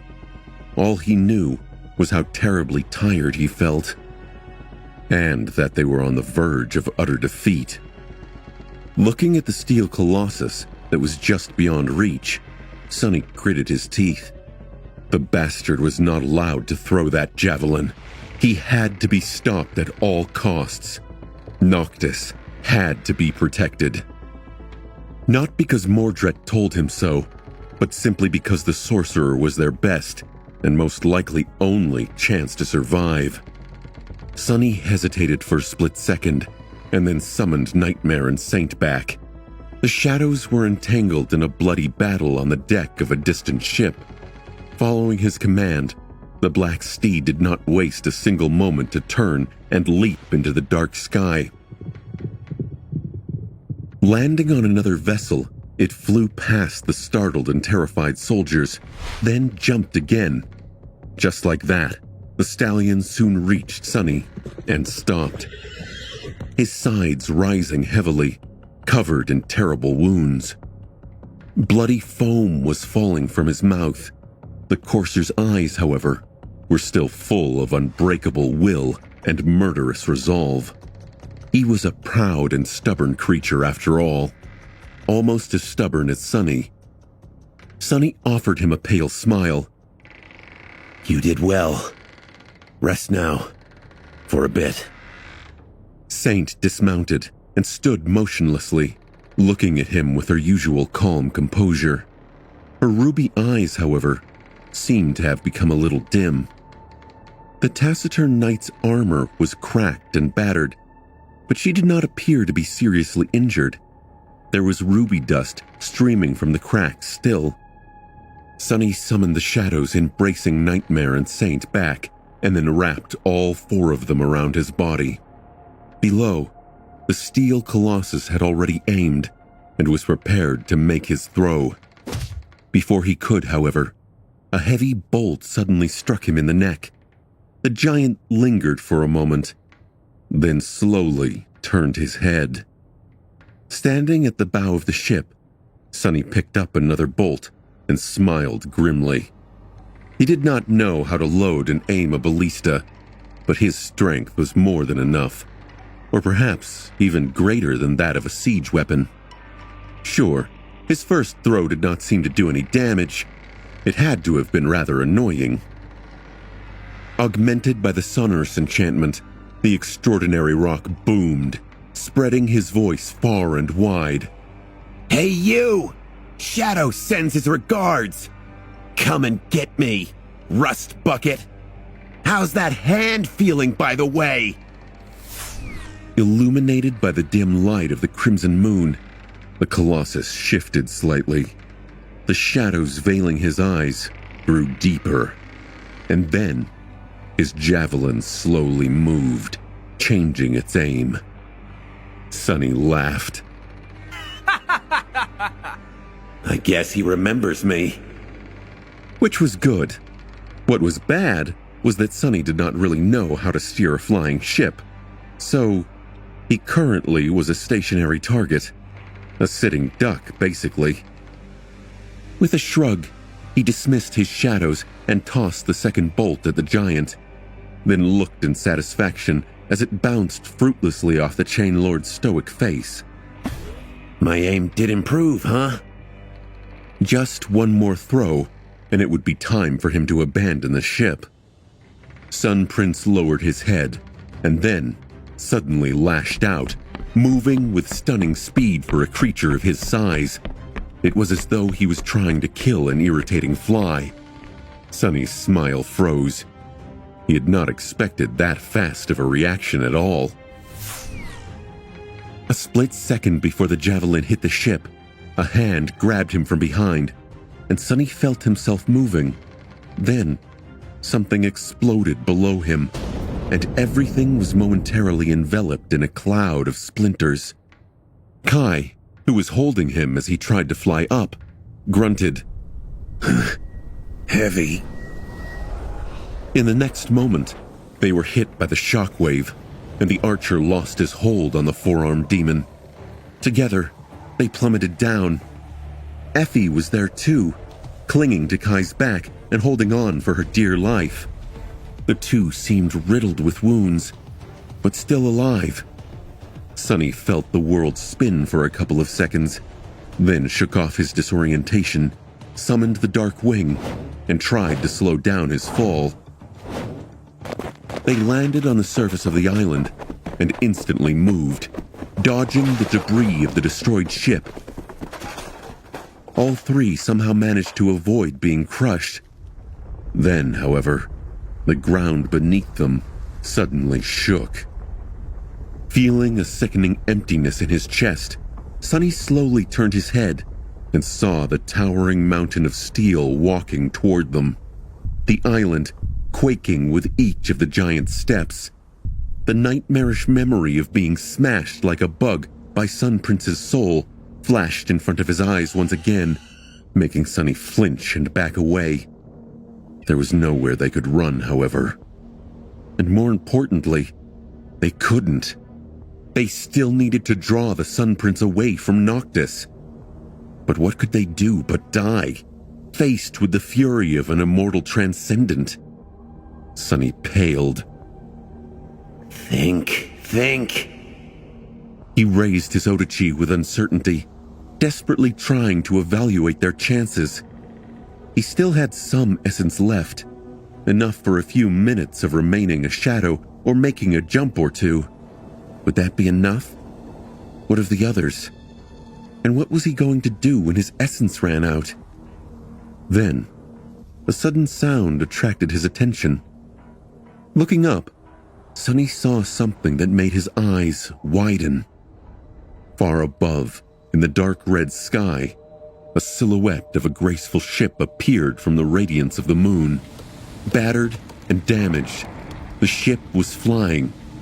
No, almost falling down.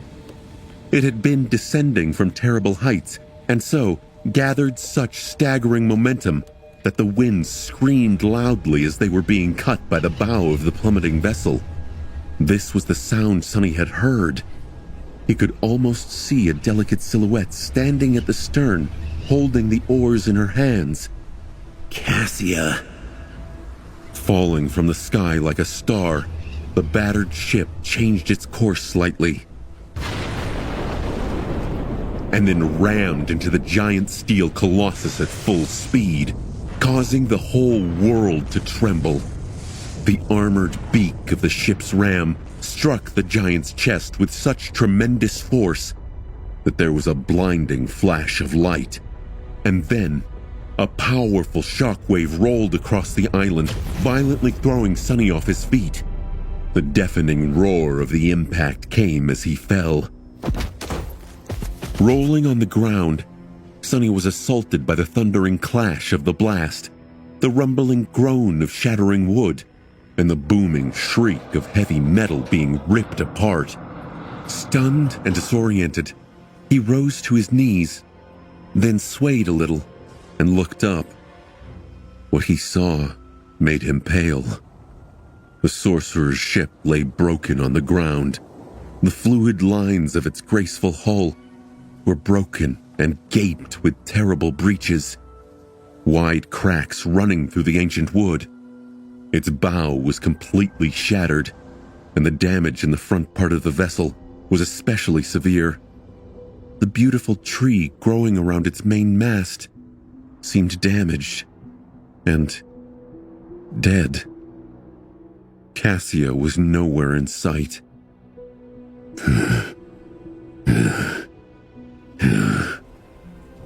At the very edge of the island, thrown back, Sun Prince knelt. The steel colossus was swaying dangerously, clutching at his face with his one remaining hand. At the spot where the ram of the ship had struck, his chest was caved in and ripped open, rivers of molten metal flowing from the terrible wound. And in the depths of the wound, turned incandescent by the heat, a cage made in the form of a human figure was revealed. The cage was slightly broken too, and a charred hand could be seen clawing at the edges. Under its fingers, the metal was bending like cloth, slowly being torn away. Sonny shuddered, and then turned his gaze back to the wreck of the flying ship. Cassia? Where's Cassia? He could not see the young woman anywhere in the wreckage. However, Sonny saw someone else. A bloodied figure suddenly fell from above, bounced off the ground, and crashed into the hull of the ship, causing more cracks to appear on its surface. Raven black hair, pale skin. It was Noctis. The sorcerer did not look good.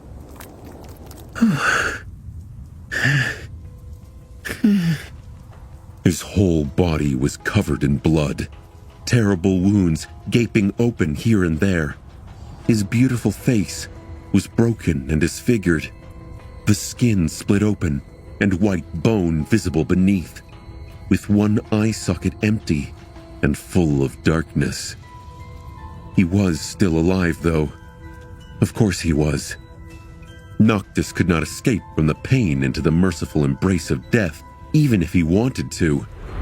As Sonny watched, paralyzed for a moment, something flashed through the air, and a graceful figure appeared for a split second in front of the sorcerer, her beautiful chestnut hair dancing in the wind.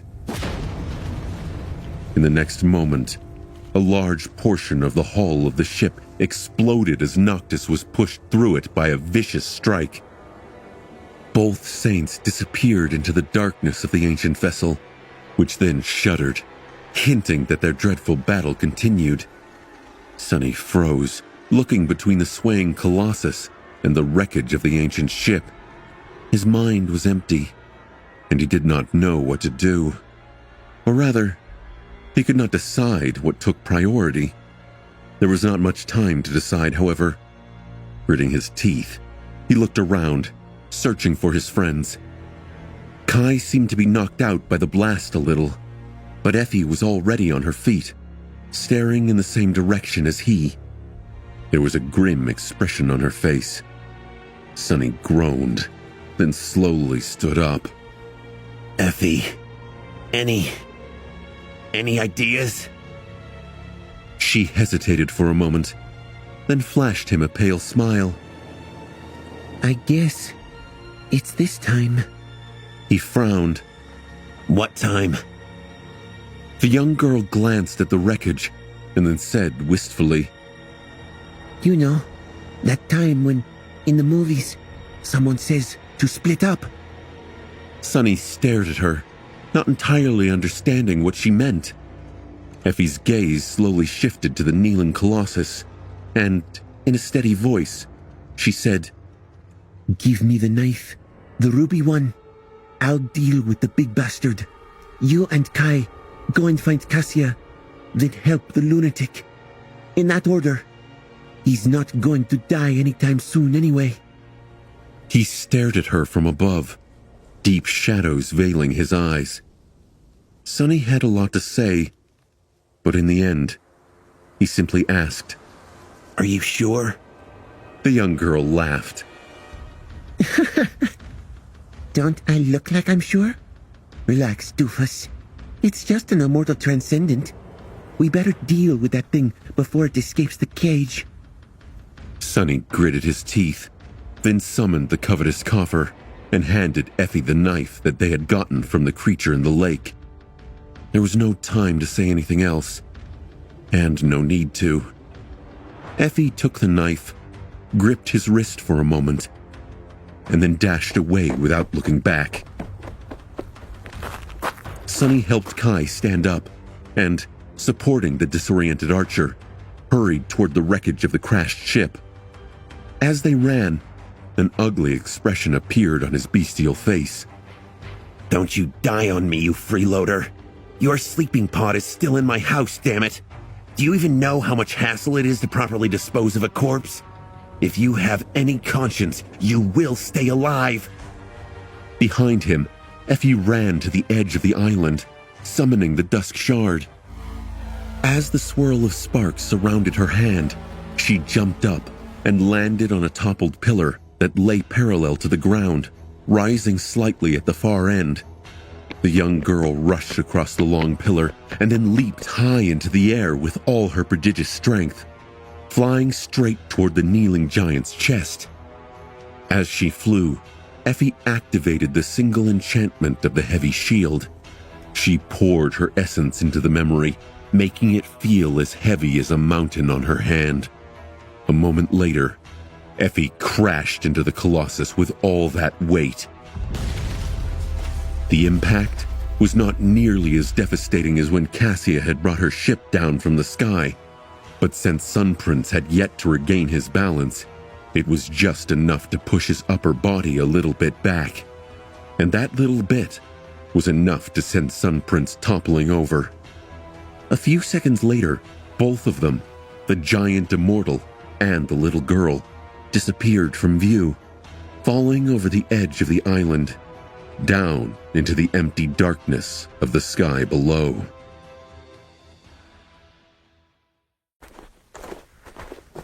As Sonny and Kai moved toward the wreck of the ancient ship, the heavenly chain suddenly rattled deafeningly, and the whole island quaked once more as it shifted higher.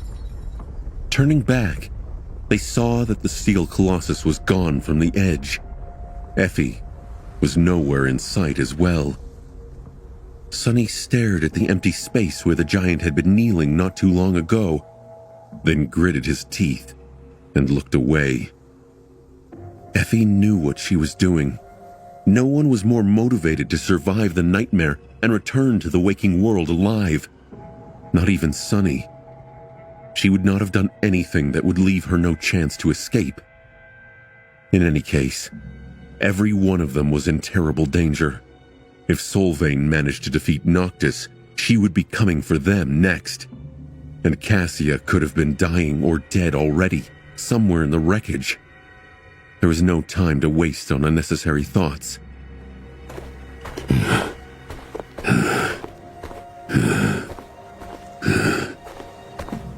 Sonny dragged Kai forward, lamenting the fact that the archer was coming back to his senses so slowly.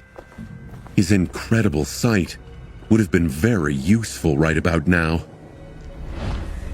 His four shadows flew toward the wreck, gliding between the debris in search of the young woman. However, it was hard to make out anything in the chaotic mess of splintered wood, upturned soil, and shredded sails. And then, finally, he thought that he noticed a weak movement under a pile of debris. With his two hearts beating wildly, Sonny rushed forward, then threw a piece of the ship's hull aside and bent down, digging through the soil. Soon, he saw a piece of black fabric, and then removed some more dirt to reveal Cassia's pale face.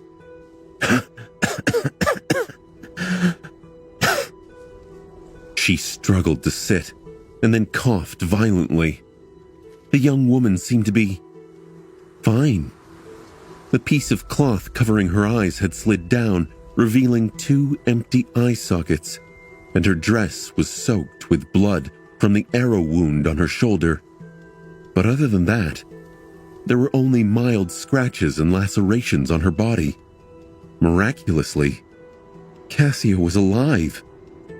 Sonny stared at her with wide eyes, a sense of profound relief slowly spreading through his chest. The young woman coughed some more, wiped the dirt off her face, then turned her head slightly with an uncertain and vulnerable expression. Who is there? Sonny? He helped Kai sit down, then said, Yes, it's me. But can't your ability tell? Cassia grimaced. I've run out of soul essence. Damnation. A stifled laugh escaped from his mouth. That's what you're concerned with? You damned fool. What the hell was that stunt? How did you even survive the crash? Cassia turned to him with a confused expression on her beautiful face. How did I? What? I jumped off the ship a few moments before it hit the prince, of course. Dancer carried me down. I'm not crazy. He stared at her for a moment, then covered his face with a hand and let out a long, relieved sigh. Oh, you've been spending too much time with me. Only a madman would call ramming a flying ship into an immortal steel giant at full speed not crazy. Now that he knew that the girl was alive, though, he could finally think about everything else. As cold shivers ran down his spine, Sonny turned and stared at the dark gaping hole in the hull of the crashed ship where Noctis and Solvane had disappeared. The wreckage was still trembling and groaning, proving that the two Transcendents were still fighting inside.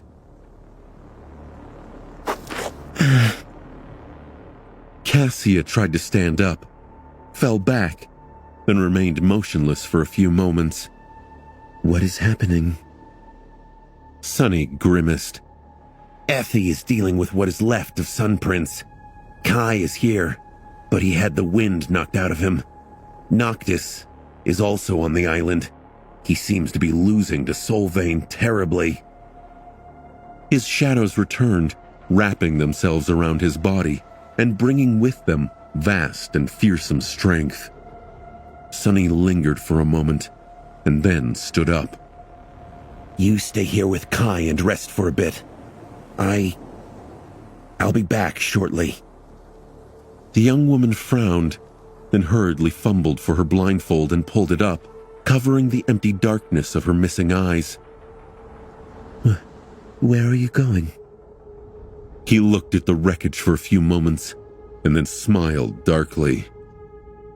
I am just going to return the debt. He owed Solvane quite a lot after all. Months of agony and desperation, the life of a dear friend, and even a heart. When would he get a chance to repay her hospitality again? Leaving Cassia and Kai behind, Sonny gathered his courage and dashed toward the wreck. Jumping through the breach in the hull, he landed on the skewed floor of one of the compartments at the stern of the ship and froze for a moment, hit by a strong sense of déjà vu. All of this, did it not feel very familiar? Was it not the same compartment he had entered the wreck through all that time ago in the distant future, while hunting for miraculous coins? Of course, back then, the ancient ship had looked vastly different, at least on the inside. It had been infested by a sprawling mass of brown vines and moss, the murky air full of poison they secreted. Back then, Sonny had not known who Noctis was, and how his ship had ended up broken and abandoned on a desolate island near the rift. Well, now everything fell into its place. This island was going to become the Shipwreck Island. The wound in the chest of the giant steel corpse, the terrible damage done to the bow of the crashed vessel. It all made sense now. Except for one thing. How would Solvayne end up trapped for thousands of years in the cargo hold so that Sunny could kill her in the future? Sunny did not consider his chances in a battle against the living embodiment of war to be very high, but the mere fact of knowing the future told him that it was not impossible to defeat her. At least, that was what he wanted to believe. Sneaking through the broken ship as he came closer and closer to the sounds of the furious battle. If he was wrong, however, the possibility of Sunny himself becoming the host of a monstrous corrupted parasite was not out of the question. As Sunny slowly approached the main cargo hold, he felt doubt crawl into his mind. What was he actually doing? A battle between two saints was no place for an awakened, no matter how powerful he had grown after absorbing thousands of shadow fragments and forming the fourth core. The gap in power between Sunny and Solvayne was just too vast. He had faced her twice in the past, and each time, the War Maiden crushed him without even putting any effort into her attacks. The bitter taste of those defeats still lingered in his mouth, especially the second one, when he watched helplessly as she slaughtered Elias in front of his eyes. When he remembered that vile day, his pupils narrowed. An overwhelming feeling of hatred and anger drowned his mind, so scorching and consuming that Sunny was momentarily stunned by the intensity of it. Every wound, every second of torturous pain, every night of quiet desperation he had experienced in the Red Colosseum rose from the depths of his memory, making him feel as if he was reliving all that torment. The memory of the burning sacred grove was there too, as well as that of an old man crying as he cradled the dead body of his mother in his trembling arms, and that of Elias's bright eyes suddenly turning empty and hollow. The grief, shame, and fury of not having been able to keep his promise and save the young man. Sunny tried to resist the hatred, but failed. It was just too vast, deep, and deserved. Solvayne had deserved his hatred. She put him in a cage. She tried to make him a slave. Gritting his teeth and suppressing a bestial growl, Sunny continued to move forward. I'll make her pay. It is not impossible. His task was not as hard as he had made it to be. He did not need to defeat Solvayne. He just needed to give Noctis an opportunity to defeat her. Anyone could be defeated. Anyone could be destroyed. You just had to use the right weapon. Even the gods had not been able to save themselves. Sunny's enemy was an immortal transcendent, but his weapon was an immortal transcendent too. Approaching a familiar door, he summoned the cruel sight, inhaled deeply, and then turned into an incorporeal shadow, sliding noiselessly into the main cargo hold of the broken ship. There, two saints were entangled in a vicious battle.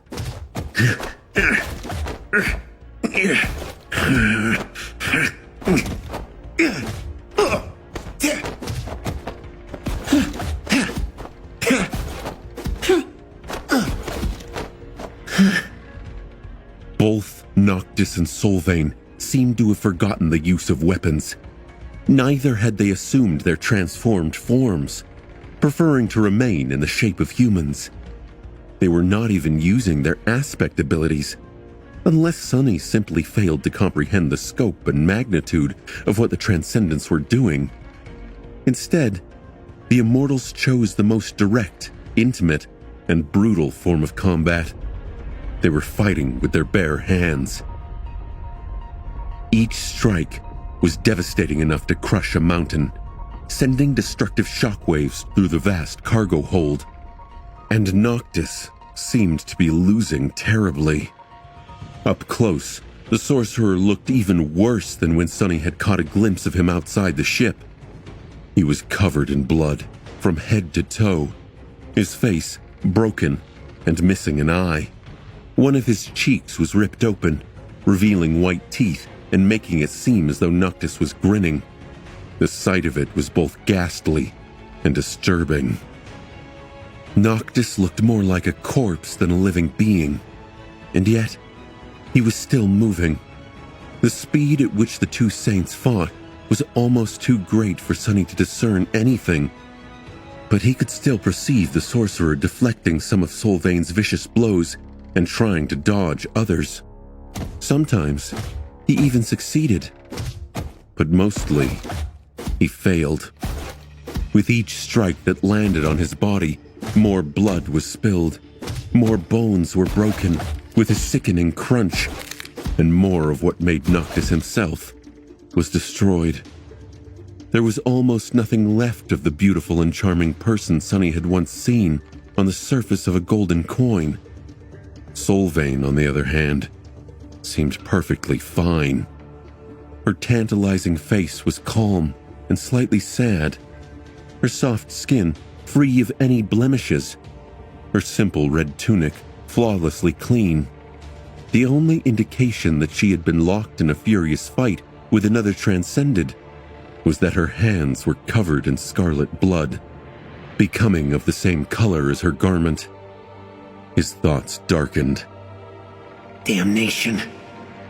Sunny hid in the shadows, watching tensely and waiting for his chance to interfere. There had to be a chance, a single instance where a momentary delay in Solvain's onslaught would allow Noctis to turn the tables on the War Maiden.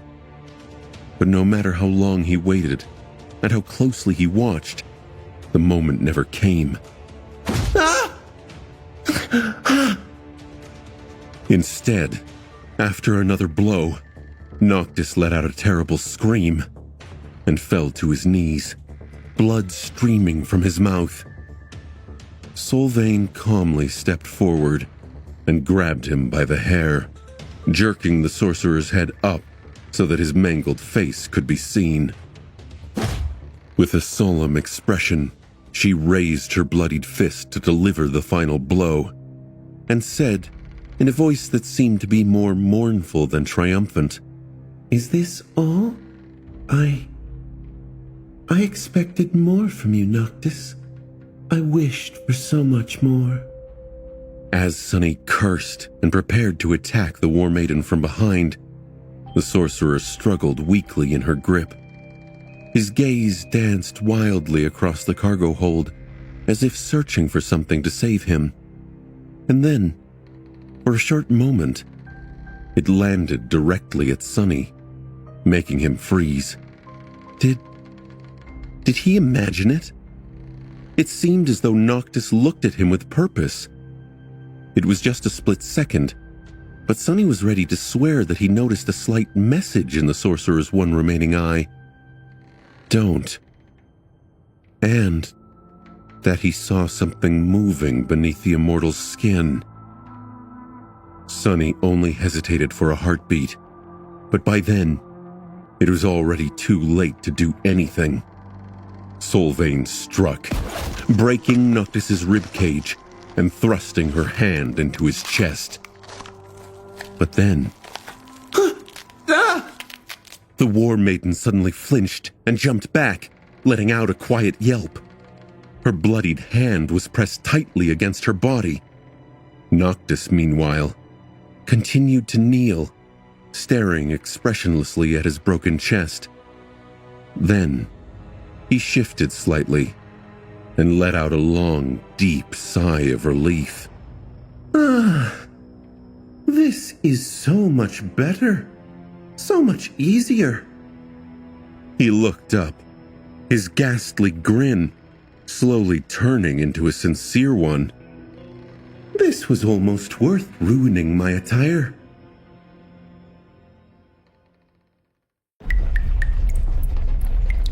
Suddenly, Noctis seemed different.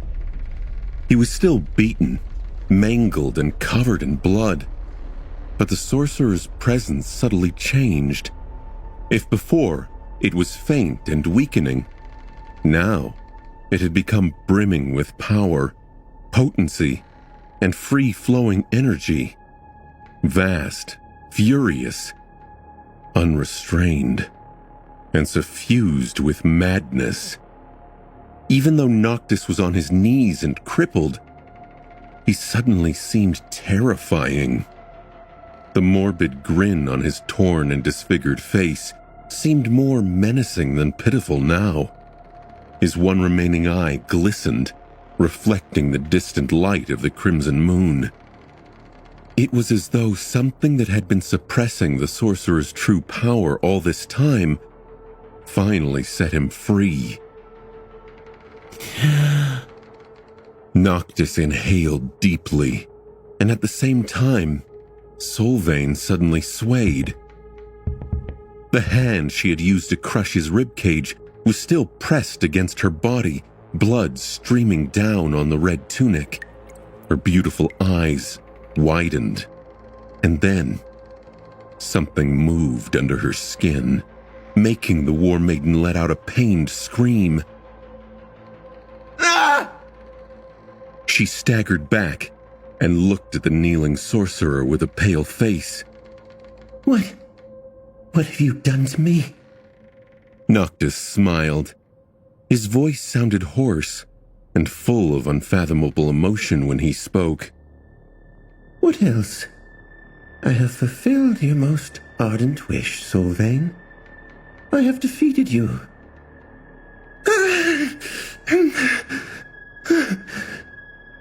She stared at him in shock, then suddenly shuddered and let out another tortured scream. As drops of blood flew out of her mouth, the beautiful Transcendent stumbled and fell to her knees. Her sublime face was deathly pale and contorted by a grimace of terrible pain.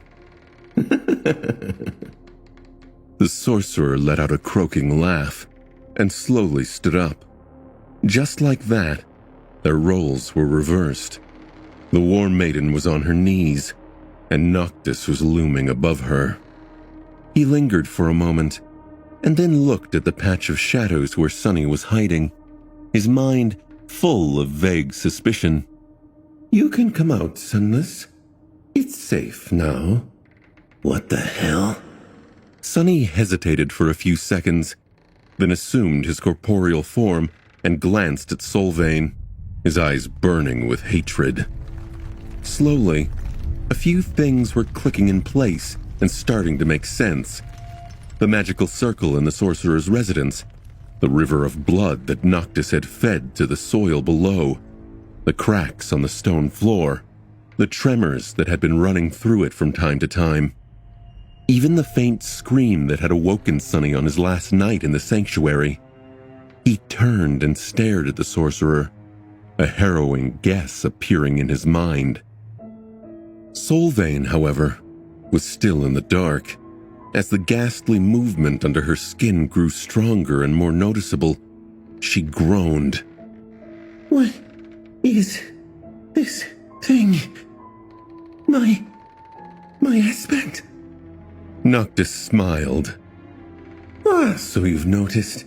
Yes, there is no point in trying to summon your abilities. My little pet is a bit hungry for soul essence, you see. I've been starving it for a few hundred years after all. As he spoke, his essence flowed freely, coursing through his mangled body. The terrible wounds covering it started to heal at an incredible pace. As Sunny watched, the bloody hole in the sorcerer's chest closed, his shattered ribs coalescing back into proper shape. His torn cheek was already growing back together. A clot of blood formed in his empty eye socket, slowly turning into a new eye. Noctis took a step, leaned forward, and looked at Solvain. Then he whispered, This pet of mine is a very special creature. It is a vine that feeds on powerful souls. The profane seed that eventually birthed it was created when the ashes of the Heart Grove mixed with Aedri's blood. You remember Aedri, don't you, Solvain? Well, allow me to return her last gift to you. His voice seethed with boundless rage and sorrow. Sunny frowned, then glanced at the sorcerer with a complicated expression. So, Noctis had created Wormvine, a corrupted monster capable of devouring saints, from the ashes of the sacred grove and Adri's blood. He had kept it in the ground beneath his residence for hundreds of years, nurturing the abomination by feeding it his essence and blood. And then, when the time came, he took it into himself, making his body both the bait and the trap for the person who had desecrated the grove and killed its lady. All this time, the sorcerer was restrained by having to suppress the creature and prevent it from devouring him from the inside. And when the monster finally found a new host, he was finally free to exert his full power.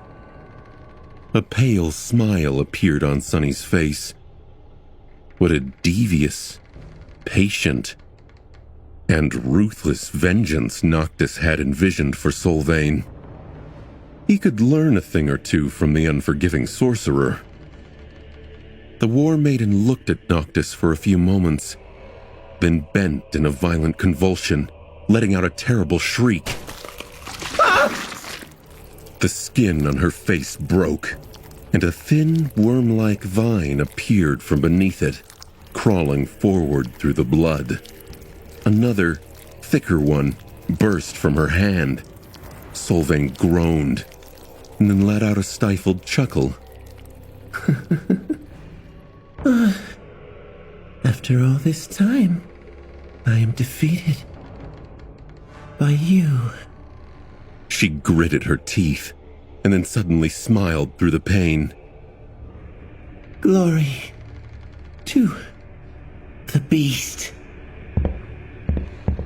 With that, the War Maiden struggled to move and arduously reached forward with a trembling hand. A knife carved out of a single piece of wood rested on her bloodied palm. Noctis looked at her for a while, then silently took the knife and straightened, towering above the trembling, suffering woman. He remained motionless for a few moments, darkness veiling his face. Sunny took a step forward, being strangled by hatred. No, not yet. Let her scream. Let her suffer more. Let her suffer forever. Killing Solvain was what they had planned, but now, looking at the beautiful, hateful priestess of war, he was unwilling to let her escape that easily. She had wanted this to happen all along. This was her true victory. Sunny's ability to think clearly dissolved, consumed by fury. He had just enough sense left to realize that this behavior was unnatural, that the intensity of his desire for revenge was unnatural, even for someone as spiteful as him.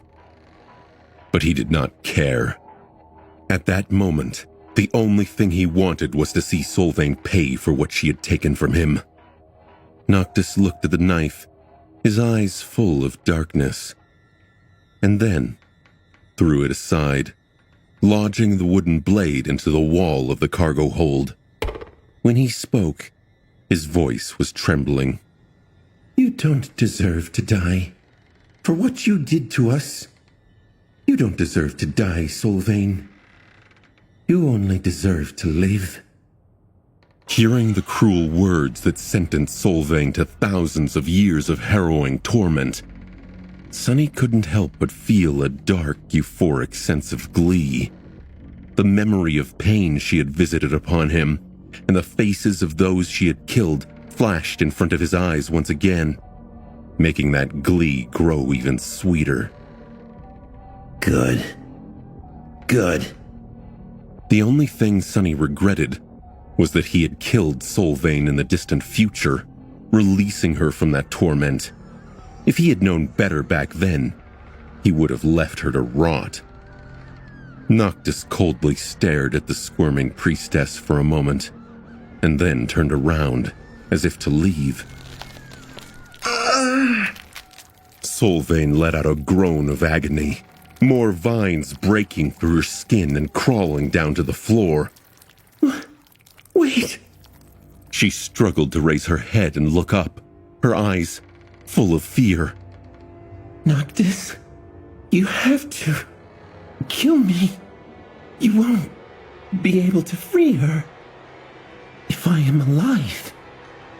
The sorcerer stopped, lingered for a moment, and then glanced at her over his shoulder. His face was cold and unmoving. After a long pause, he said nonchalantly, Hope is a great, powerful demon. She can handle a shackle or two on her own. As Solvain's eyes widened, Noctis looked away and took a step toward the gates of the hold. And Sunny, meanwhile, was doing the hardest thing he had ever done in his life. Sunny was walking toward the edge of the cargo hold where the wooden knife was lodged into the wall. Every step he made felt as if he was dragging a mountain with him. No, it was much harder than that. A mountain would have been heavy, but dragging it along was a simple task. Hard, or maybe even impossible, but simple nevertheless. However, he was not struggling against physical weight. Instead, Sunny was struggling against his very nature. He had grown up in the outskirts, fighting for his life in a cruel, indifferent world. He had to learn a lot of vicious lessons to survive. Those lessons made him selfish, cynical, and jaded, unwilling to trust anyone or believe in anything. Those qualities had helped him to remain alive, but as his life changed, some of them turned into a hindrance. Slowly and painfully, he had shed his previous skin and learned new things. He learned to trust those who deserved to be trusted and have hope in himself and the future. However, one thing he never managed to leave behind, and did not really want to, was his spite. Spite had been the only thing that motivated him to survive the first nightmare after all. Back then, and maybe even now, it was his only reason to live. And so, Sunny was not big on forgiveness. He could not even forgive Cassia, at least not fully. Despite everything that they had been through together before and after she decided to put Neff's life before his, he believed in the value of retribution. An eye for an eye, a tooth for a tooth. That was the ancient law. No one should be able to trample on him and remain unpunished. That was why the very thought of letting Solvain die in peace seemed abhorrent to him. And yet, his trembling hand landed on the handle of the wooden knife. Sunny was a very stubborn person.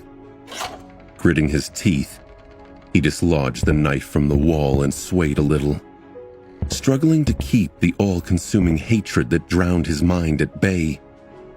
Yes, he wanted Solvain to pay. He wanted her to suffer. But even more than that, he wanted fate to go to hell.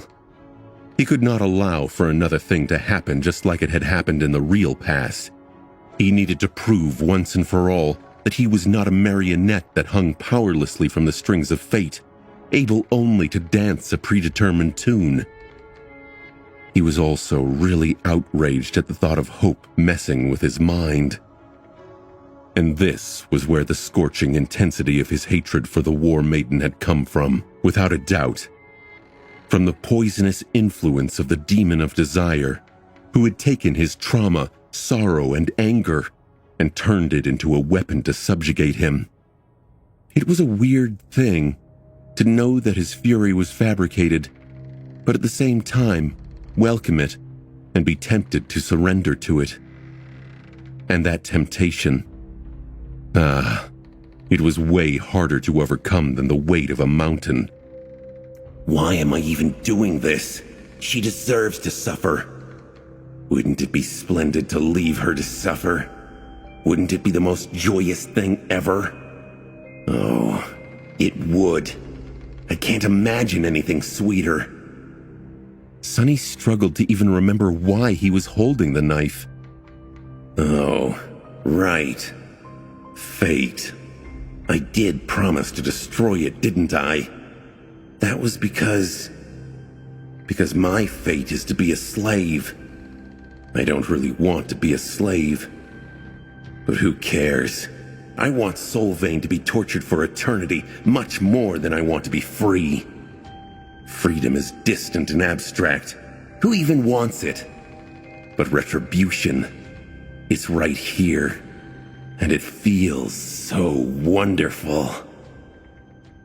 Gritting his teeth, he made a step forward. Step. Step. Another step. Walking across the cargo hold of the broken ship was much harder than it had been to climb a cold, dark mountain in chains. He wasn't sure that he was going to make it.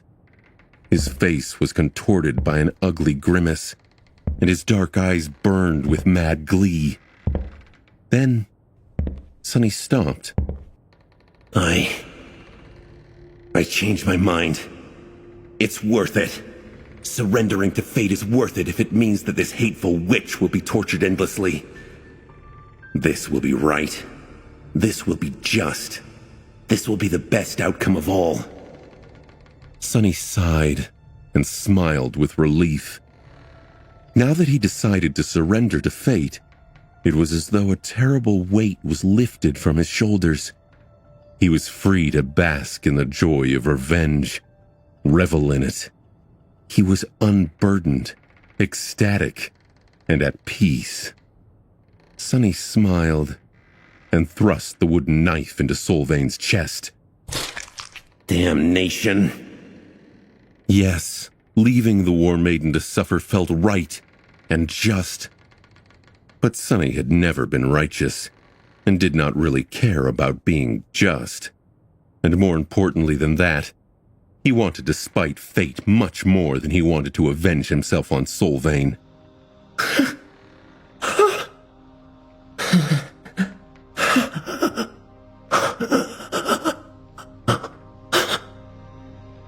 The beautiful priestess shuddered and looked at him with pain and relief mixing in her mesmerizing eyes.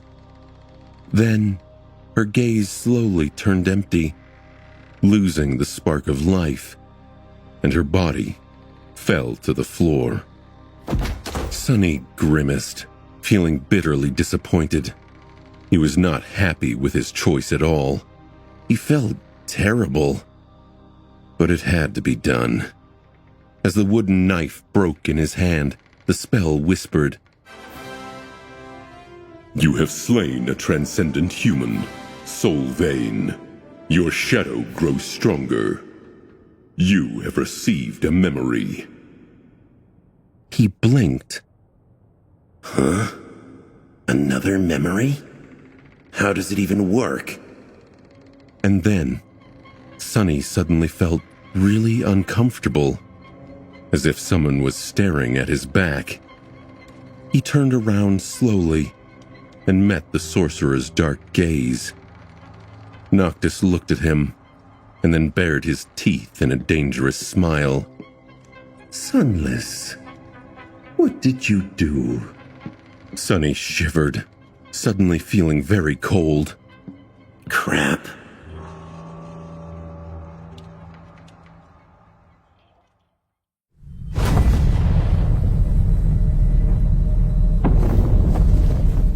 Noctis stood in the darkness of the cargo hold, looking at Sonny with a dangerous, cold smile. One of his eyes glinted with pale moonlight, the other, still suffused with blood, with a mad red glow. The air around them became cold. The darkness grew deeper. Sonny trembled a little, then glanced at the broken wooden knife in his hand. Now that the tool created by the Lord of Light had served its purpose, it was empty and mundane. The ocean of radiant energy and the string of fate long gone from within it. He dropped the remains of the knife on the floor glanced at the sorcerer with a sour expression, and said nonchalantly, I killed her. Why? Noctis stared at him for a few moments, then took a deep breath. I've been planning and waiting for this moment for a very long time, you know. Hundreds of years, really.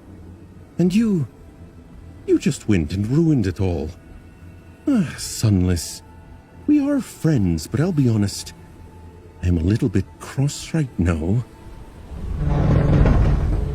Something shifted in the darkness, and the walls of the cargo hold groaned.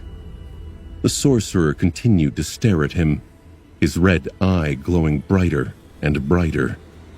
Sunny himself winced, feeling the sorcerer's presence crash into him like a wave. Then he pretended to look unimpressed, took a step forward, and shrugged. Well, get over yourself. Noctis blinked. Then he tilted his head a little. Then he stopped smiling. Get over me? It did not seem like he liked that answer at all. Sunny nodded. Yeah, snap out of it and get over yourself. He pointed at the body of Solvayne and frowned. First of all, do me a favor and remember why we started all this mess in the first place. It was to kill the Chain Lords and free Hope. Oh look, a dead Chain Lord. Isn't it wonderful? He smiled, revealing his sharp fangs. However, Noctis remained unmoved, still staring at him with a frightening coldness. Sunny took another step forward and pointed a finger at his chest. Second of all, aren't you too full of yourself? Adri's last gift. Really? He judged that if there was a moment when the Transcendent would simply kill him with one strike, it would have been now. So, despite the smile, Sunny was actually trembling inside. Noctis gritted his teeth. What's wrong with that? Sunny crossed his arms. Who are you to deliver gifts on her behalf? Unlike the two of us, Lady Adri had no hatred for Solvayne. In fact, she was grateful to her. She swore to carry that debt of gratitude to the Shadow Realm even.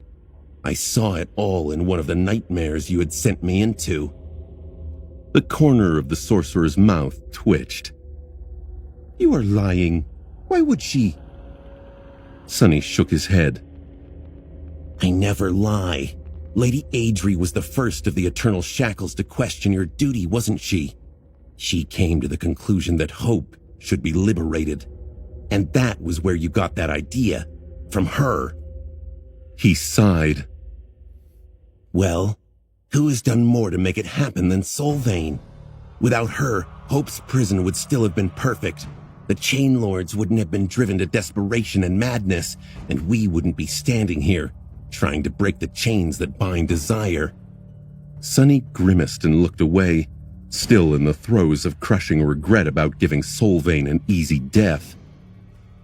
So as much as it pains me to admit, in a sense, Solvayne is the true architect of this rebellion.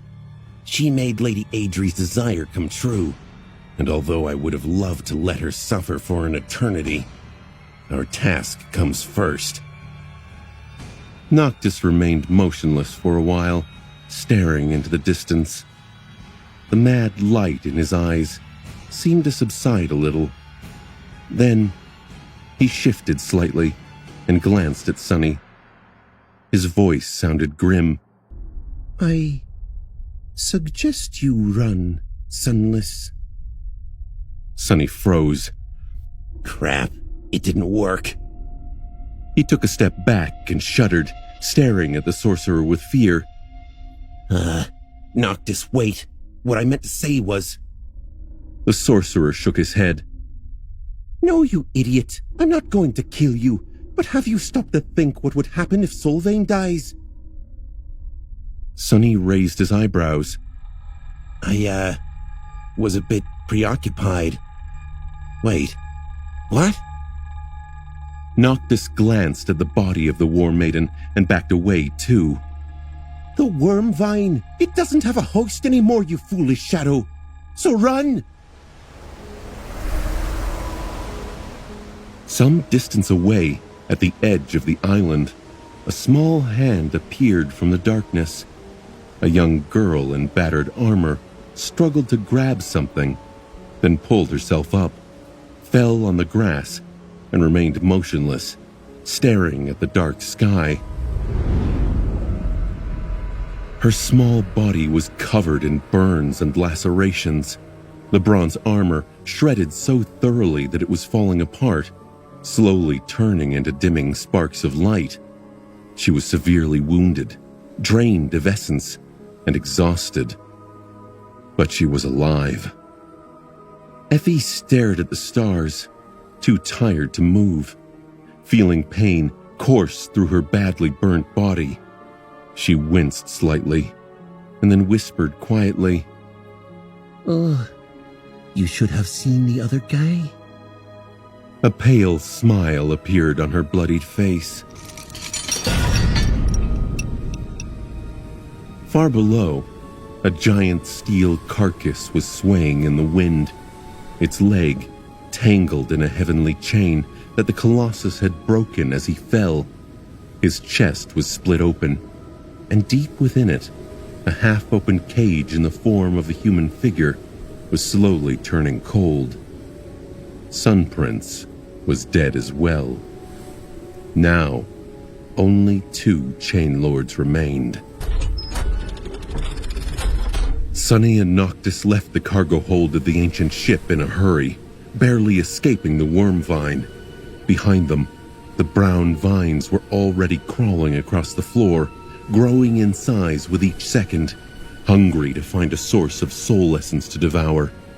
Noctis did not seem too enthusiastic about the prospect of fighting his own creation, and neither was Sunny. The last time, he had destroyed the corrupted monster by killing its host, but this time, he himself ran the risk of becoming the host. It was better to retreat and choose their battle wisely.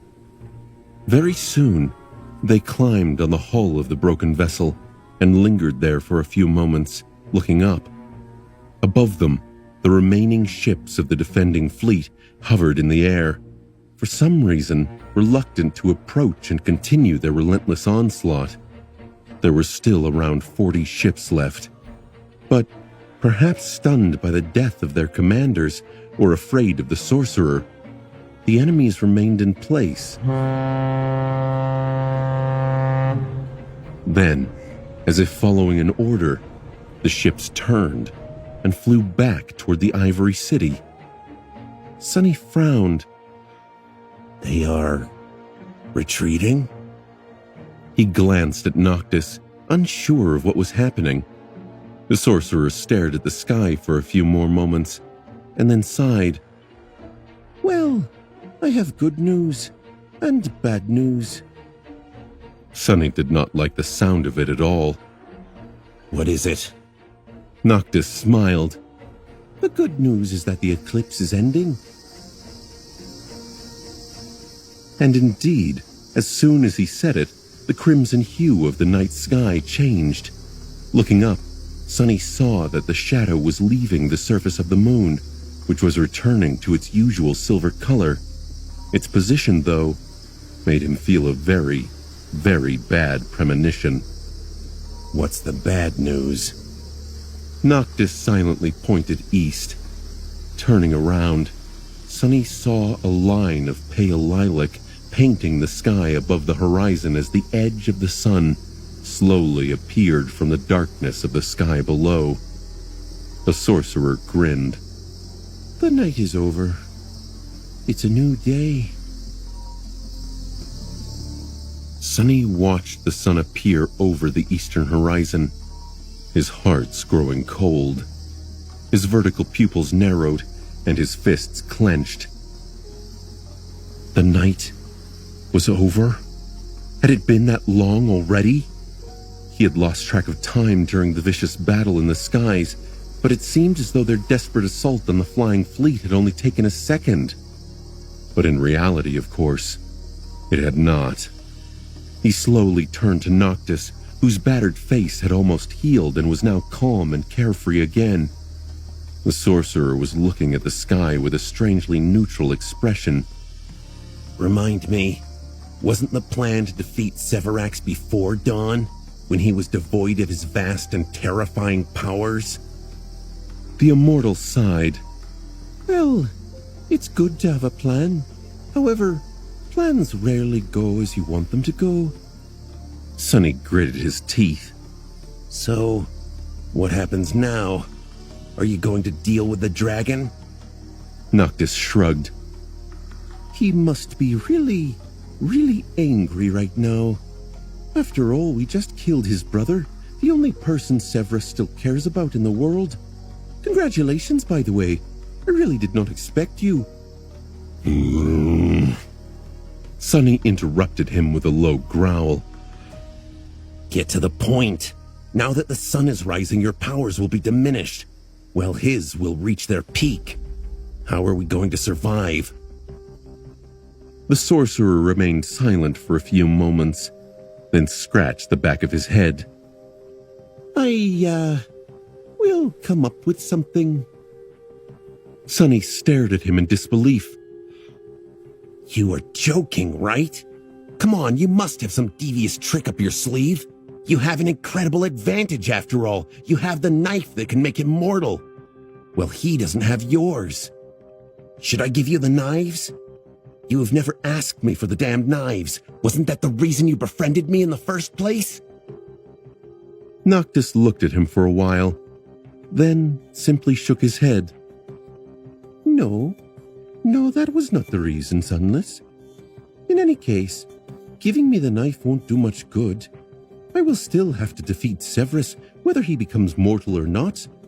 Either I subdue him and we can use the knife to finish the job, or he subdues me, and then there's no point. And I really don't have any tricks left. He smiled and then added wistfully, Except one. Sonny exhaled with relief. Finally. What is it? Why, it's you, Sunless, of course. Did I not say that fate brought us together for a reason? Sonny stared at him, his expression slowly turning dark. You did? But what the hell do you mean? Noctis looked away at the beautiful silhouette of the flying city. After a few moments, he said, No matter how my battle with Severus goes, it will end near the ivory tower. One of us will fall. Maybe it will be him, and maybe it will be me. However, that doesn't matter. He sighed and then glanced at Sonny. As long as one of us dies, there will be only one chain left. It won't hold hope for long.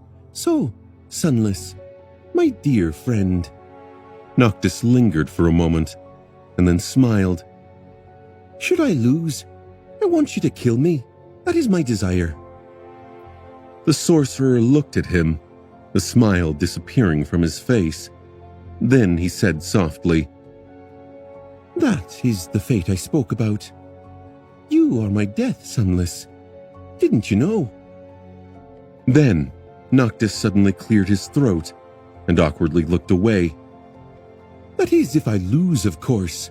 Don't kill me by mistake if I win. That would be very inconvenient.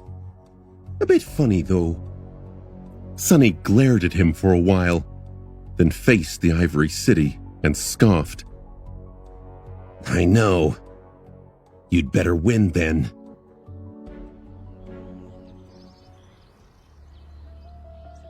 As the moon disappeared and the sky slowly grew brighter, Noctis and the members of the cohort gathered together and silently watched the sun rise. The five of them had just accomplished something truly impossible. They had battled an army and two immortal transcendents under the dim light of the crimson moon, and won. The army had retreated, and the immortals were dead. And the five of them, somehow, were still alive. And yet, none of them felt relieved or triumphant. The incandescent disk of the sun was rising like the blade of a guillotine, ready to cut down their lives. The sorcerer was sitting on the grass with his eyes closed, gathering his strength for the approaching fight with the ivory dragon and trying to recover from his wounds as much as he could. Effie lay on the ground, too battered and tired to move. Cassia was tending to her wounds. Kai was grimly counting the arrows he had managed to gather. His charred mask was gone, revealing his burned, disfigured face. Sunny was standing a small distance away, looking at a small statuette that lay in the palm of his hand, connected to a thin chain. The statuette was cast of iron and depicted a beautiful young woman wielding a spear in one hand and gripping a human heart in the other. Her nakedness covered only by a beast hide tied around her thighs, her face lost in the shadows. It was very similar to the statue of War God he had seen on his first day in the nightmare, but different in one detail. There was blood flowing from the wound in the statuette's chest, as though the heart she was holding had once belonged to the young woman herself. Her figure felt strangely familiar. This was the memory he had received for killing Solvayne the second time.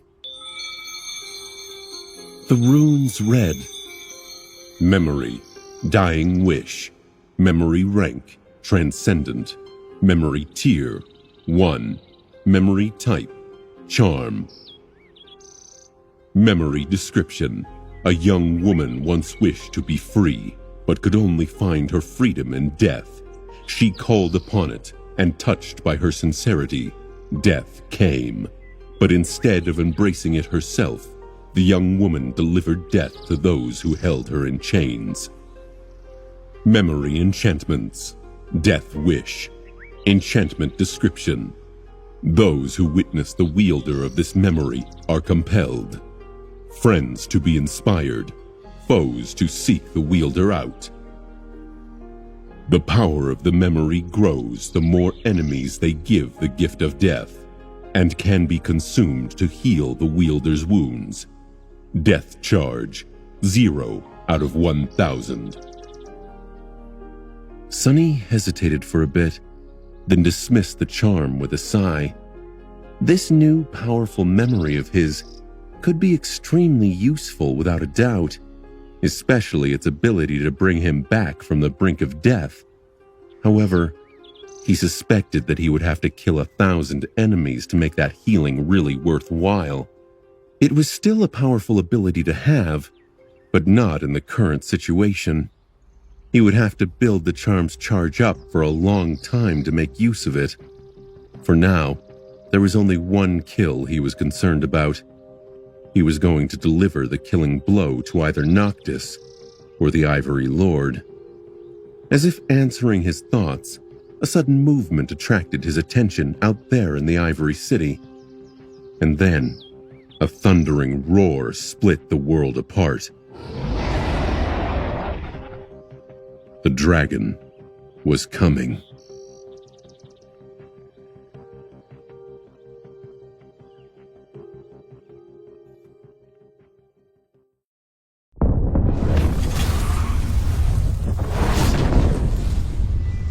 Sunny shuddered, turning his head to the center of the Ivory City. The thunderous roar that just rolled across the flying islands chilled him to the bone, making both of his hearts stutter. The voice of Severax, the Ivory Dragon, was filled with so much sorrow, wrath, and madness that every dire horror Sunny had experienced in the Kingdom of Hope paled in comparison. It was like the voice of death itself, coming to drag them down to hell. Taking an involuntary step back, he looked at Noctis and asked hoarsely, Wasn't he supposed to be the sanest of the Chain Lords? The sorcerer slowly opened his eyes, remained motionless momentarily, and then rose to his feet to say, He was. Noctis glanced in the direction of the sky below, where the corpse of the Sun Prince swayed forlornly, tangled in the chains. He continued, He's not anymore, though. As all of them watched, a gargantuan silhouette rose above the city. Sun glistened on the ivory scales of the great beast, and as he moved through the sky, a deep shadow covered streets and houses. The dragon was much more beautiful, majestic, and terrifying than Sunny could have ever imagined. It radiated a feeling of power and holiness that was so intense that it reached across dozens of islands and crashed into them like a wave, making the members of the cohort pale. Severax looked more like a creature of myth than an actual monster. In fact, calling him a monster would have been unthinkable. Whatever the nightmare creatures were, he was the opposite. His mighty body, his white scales, his shining eyes, his terrible maw, all of it was suffused with profound and dreadful splendor. The whole body of the great beast was surrounded by a golden halo of divinity, which only Sunny could see. And all of that immeasurable power, all of that immolating fury, all that inhuman madness was aimed at them. Only Noctis remained indifferent, looking at the approaching dragon with a steady gaze. Sunny's face grew dark. He asked hesitantly, Are you going to fight that? The sorcerer lingered for a moment, then glanced at him and smiled as he answered, He finally lost his mind. A mindless enemy is not too terrible to face. With that, Noctis took a step forward and glanced over his shoulder. He said in a wistful tone, Remember your promise, my friend. In the next moment, the figure of the sorcerer shimmered and then disappeared, turning into a torrent of pure light. Sunny and the rest looked at the river of beautiful light that suddenly surged forward, pale under the bright radiance of the sun. All of them suddenly felt something moving in their hearts, as if they were touched by the presence of true divinity, as if they were witnessing something sacred. A pale light rose to meet the white dragon. It flowed and swirled, shaping itself into the form of a colossal ghostly wolf. On his forehead, the shape of a crescent moon shined radiantly. The wolf, whose body was weaved of moonlight, opened its maw and let out a deafening howl. Then, he collided with the frenzied dragon and was obliterated. He was made out of nothing but ethereal light, after all. But although the shape of the wolf was broken, the light remained. It washed over Severax and clung to his scales, 10,000 radiant fangs sinking into them at the same time. It was as though the dragon was fighting a boundless swarm of fireflies instead of a single beast. Severax roared in pain and then twisted his long neck. A stream of annihilating flame shot out of his maw, destroying thousands upon thousands of motes of light. Drops of sizzling blood fell to the ground from the skies. Sunny stared up, paralyzed by the mind-boggling scale and otherworldly sight of the heavenly clash. Beast of Twilight. For better or for worse, he had no time to observe the fight between descendants of the gods. In this battle, he had a role to play too. With a sigh, Sunny turned his gaze to the beautiful Ivory City and dashed forward. He had to enter the Ivory City.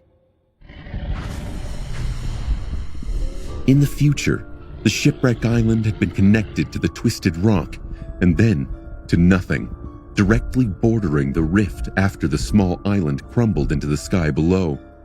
However, this had not happened yet. The rift did not even exist. Instead, it bordered the Ivory City. Sunny jumped down to the heavenly chain, realizing that he had traversed this one already once. Back then, it had been rusted and sick, being slowly devoured by chain worms. The mordant mimic had run across it, escaping the awakening worm vine while Sunny pursued. Now, the heavenly chain looked as good as new. Trying to conserve his essence, Sunny held off on turning into a shadow and simply ran forward. With his 4 cores and the augmentation of 4 shadows, his speed was nothing short of staggering, especially because he used his long upper arms to propel himself forward as well, running more like a beast than like a human. As the 4-armed devil shot across the chain, the 2 transcendents continued their fight in the skies. He caught glimpses of it from time to time, or simply felt powerful shockwaves travel through the air, making his bones tremble and the heavy chain sway.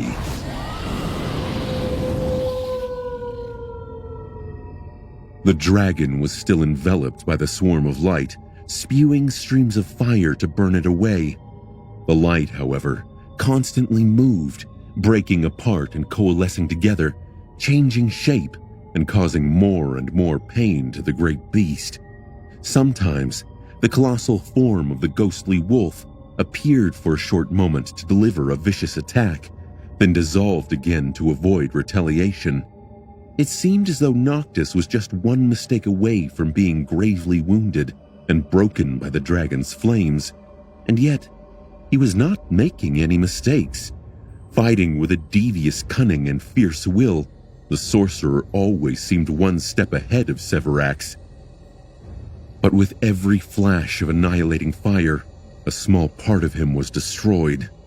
Sunny did not know how much longer Noctis would be able to hold, and for that reason, his task was growing more and more of a pressing issue. He had to reach the ivory tower before one of the saints fell.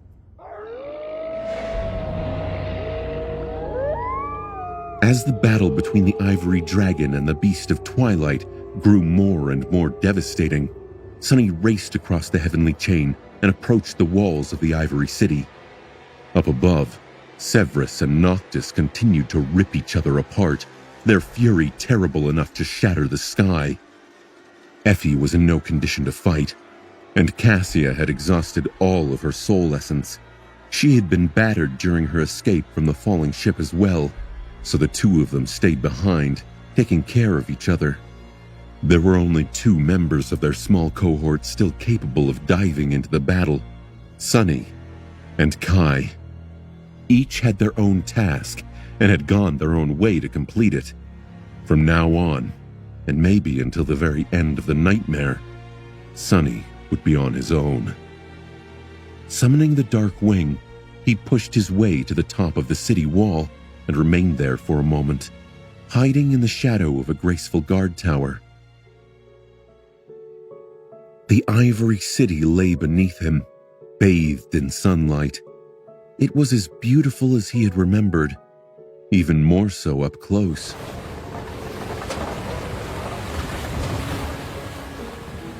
The graceful buildings were constructed of pristine white stone, with vibrant green vines crawling up their walls.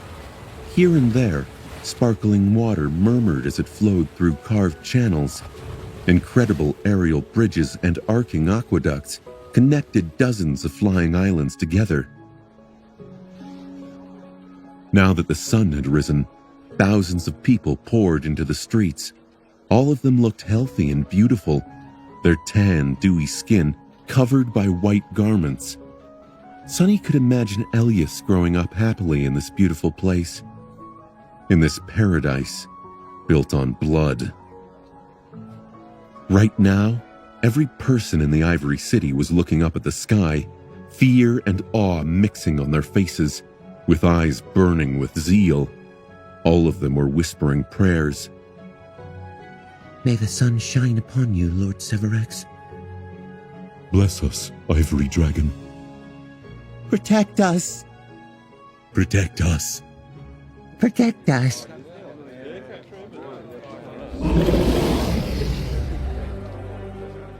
Their prayers rose like a sea, battering into the crazed dragon that roared in sorrow and pain as the ruthless light bit into him repeatedly, drawing blood and driving him even deeper into the madness. Suddenly, Sonny shivered. He remembered what Noctis had told him once about the noble, valiant, and wise Severus, the Ivory Lord, that he was both the sanest of them all and the closest to utter madness. Severus had resisted hope longer than any other Chain Lord, but it was precisely for that reason that he was the most susceptible to her poison. Due to his uncompromising resilience, he had maintained most of his sanity intact, and so had never had a chance to build up a tolerance for the insidious influence of the demon of desire over the ages. Now that the death of the Sun Prince pushed him over the edge, everything that Severus had been stalwartly keeping suppressed broke out of control and flooded his mind in an instant. Hundreds of years of harrowing struggle crashing into the bastion of his sanity, all at once. Noctis had also said that the Ivory Lord both loved and hated his people, that they were a burden that weighed heavily on his soul, one which he could not escape due to his sense of duty, that they had bound the dragon to themselves with their faith, their devotion, their trust, and their dependency. Looking down, Sonny saw a wide square directly under the section of wall he was hiding at. It was crowded with thousands of people, all staring at the sky with faith and hope shining in their eyes. Slowly, another image appeared in front of his eyes, the visage of the twisted rock as it had been in the future. All of its surface had been nothing but an uneven expanse of dark stone. That stone, however, looked really strange. It was as if once, a long time ago, it had been melted by unimaginable heat and then solidified again, creating strange shapes and swirls. Around that dark stone, blackened bones had protruded from the molten stone, telling the tale of countless humans and beasts who had drowned in that scorching inferno. The sight of them was eerie and disturbing, like something torn from the actual hell. He paled. Below him, the citizens of the Ivory City prayed, Protect us. "Protect us." In the next moment, the dragon roared as he received an especially painful wound, beads of crimson blood rolling down his ivory scales.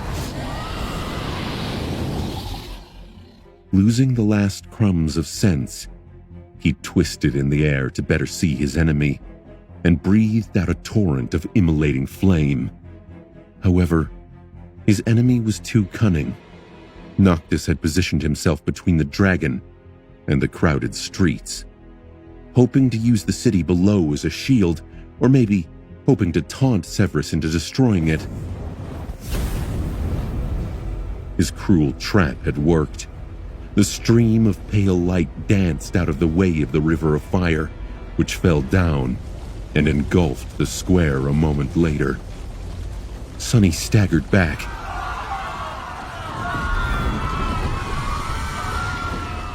In an instant, thousands of people were burned to death, their flesh turning into ash. The square became a scorching inferno, with even the stone itself melting and turning into incandescent lava. Cries of pain and horror filled the air. Some of the people survived and tried to flee, but the fire was everywhere around them. There was no escape. This was the response the Ivory Lord sent to their prayers. Horrified, Severax froze in the air and looked down, shock swirling in his radiant bestial eyes. Sonny could practically see an internal struggle that happened in the muddled mind of the magnificent dragon. For a short moment, the light of reason grew brighter in his eyes, and then it became fully extinguished. Not caring anymore and longing for freedom, the dragon let out another furious roar and then breathed out a powerful stream of fire, destroying a small part of the hateful enemy, but also drowning several streets of the Ivory City in flames. Sonny stared at the slaughter, petrified, but then shook his paralysis off. It did not matter how vile and tragic the fate of the Ivory Dragon and his city turned out. All that mattered was that he now had to get through the burning hell below himself. With a low growl, Sonny summoned the memory of fire into the mantle of the underworld and jumped down. There was not much time left.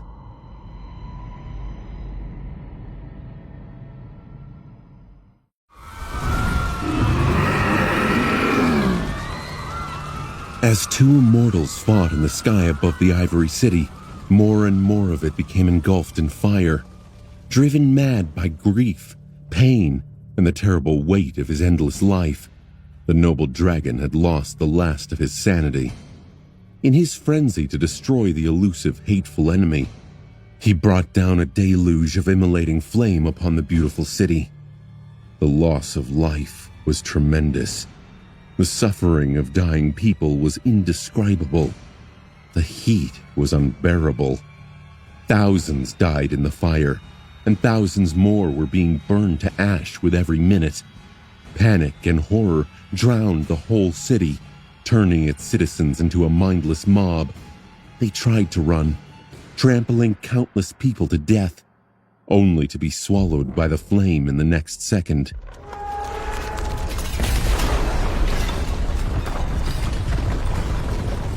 The buildings of white stone were melting like candles, and graceful aerial bridges that connected the island were crumbling into the abyss.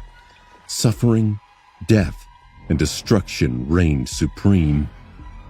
And above all of it, the ivory tower stood, sublime and heartlessly indifferent.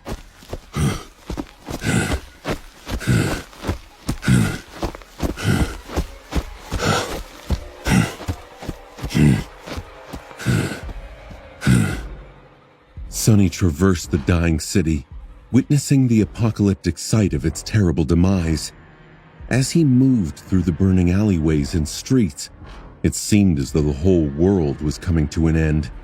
He was surrounded by smoke, fire, and an echoing cacophony of human screams, assaulted from all sides by the ghastly smell of burning flesh and the pervasive feeling of desperate primal fear. The Lord of Light was the god of creation, but he was also the god of destruction.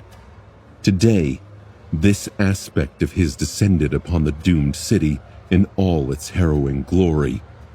Sonny himself was one mistake away from being destroyed.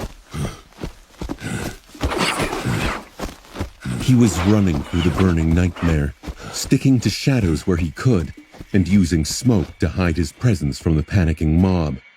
With his powerful claws and talons, it was not hard for him to scale buildings or propel himself off their walls to stay above the crowd. Reaching the edge of an island, he could use a bridge, an aqueduct, or a heavenly chain to reach the next one. Sonny was fast and powerful enough to save himself from the fires that were swiftly spreading through the Ivory City, devouring flesh and stone with equal hunger. However, nothing was going to save him if Severax unleashed a river of flame on his head. Not even the mantle of the underworld was going to survive a direct clash against the dragon's flame for more than a second. All he could rely on were his intuition and quick reaction. Reaching the edge of a large building's roof, Sonny prepared to leap over the street below, but then staggered back and dove into the shadows, appearing a dozen meters away. A split second later, A pillar of raging flame fell from above, erasing the building he was aiming for from existence and taking the whole street with it. The roof he was standing on was cut in half, and the whole structure shuddered, starting to collapse into the sweltering inferno.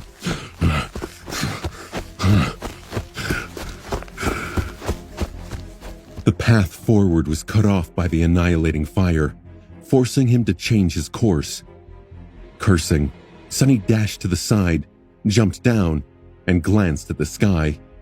Surprisingly, Noctis was still resisting the frenzied dragon. The river of light that his transformed form consisted of looked pale and weak in the overbearing radiance of the sun.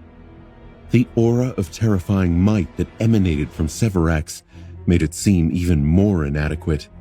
The difference in power between the two was clear and immense. And yet, the Beast of Twilight was holding his own. Now that the Ivory Lord had succumbed to madness and abandoned all reason, he had turned into a mindless beast. A great one, but a beast nevertheless. Despite being at a tremendous disadvantage, the sorcerer was using his cunning and devious malice to stay one step ahead of the enemy.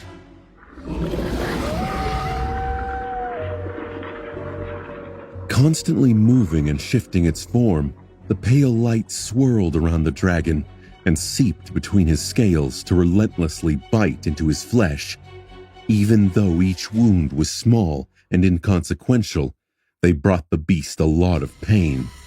From time to time, the light coalesced into the giant wolf and sank its fangs into the dragon, shattering the scales directly. Noctis was also always careful to position himself between Severax and the Ivory City, forcing the crazed Chain Lord to cause more and more destruction. The more pain Severax experienced, the more of his beloved city he destroyed. The deeper his madness and desperation grew, and the less reason remained in his damaged mind, making it easier for the ruthless sorcerer to fight him. The countless tiny wounds he delivered to the dragon were slowly starting to accumulate. However, Noctis was being damaged himself as well. Although he was able to dodge most of the flame, each time a small part of him was irrevocably destroyed. The light that constituted him already looked much paler. Sonny simply could not tell who was going to win this terrible battle. He had to be prepared for both outcomes. Just as Noctis had told him, as the two clashing transcendents circled in the sky, they slowly moved toward the ivory tower. Sonny was getting closer to it too. He had already traversed half a dozen islands, somehow managing to suffer only a couple of serious burns. Now, only a few chains separated him from the Great Pagoda itself.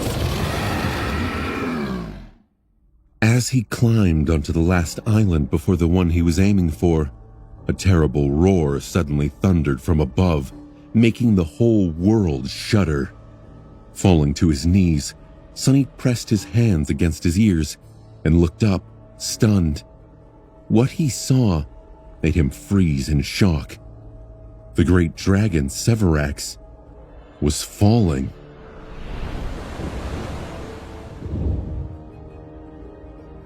His ivory scales were painted red, and a large chunk of flesh was missing from his neck. A river of sizzling blood was flowing from the terrible wound, and one of his mighty wings seemed to be broken. Unable to support his weight in the air, the dragon plummeted from the skies and crashed heavily into the ivory island, raising a cloud of dust and disappearing from view. Sonny swayed, then slowly stood up. He stuttered out, Crazy bastard. He actually did it. Noctis had won. Turning around, he searched the sky and saw the form of a ghostly wolf being engulfed in flame. The pale light was being swiftly devoured by it and then disappeared entirely. Instead, a small human figure fell down, landing somewhere far away in the city. He knew that Noctis was still alive. The sorcerer was immortal after all. However, Sonny doubted that he would be able to recover anytime soon. It did not matter, though. The sorcerer had already done his part. Severax was mortally wounded, and all that remained was to thrust the knife into his flesh, making the wound actually kill him. Sonny dashed forward. The ivory tower loomed above him, obstructing the sky. He just had to reach the edge of the island and traverse one last chain to approach its foundation. The island he was currently traversing was devoid of any buildings. Instead, there was just one tall, jagged piece of white rock protruding from its center, with soot-covered chains hanging from it. Not paying it any attention, Sonny ran to the aerial bridge that led to the Ivory Island. As he approached it, however, he slowed down and then stopped completely. A lone human figure was sitting on the steps leading to the bridge. The stranger was relaxed and seemingly unconcerned by the titanic battle that had just taken place. With his back turned to the ivory tower, the man was looking directly at Sonny, waiting for him.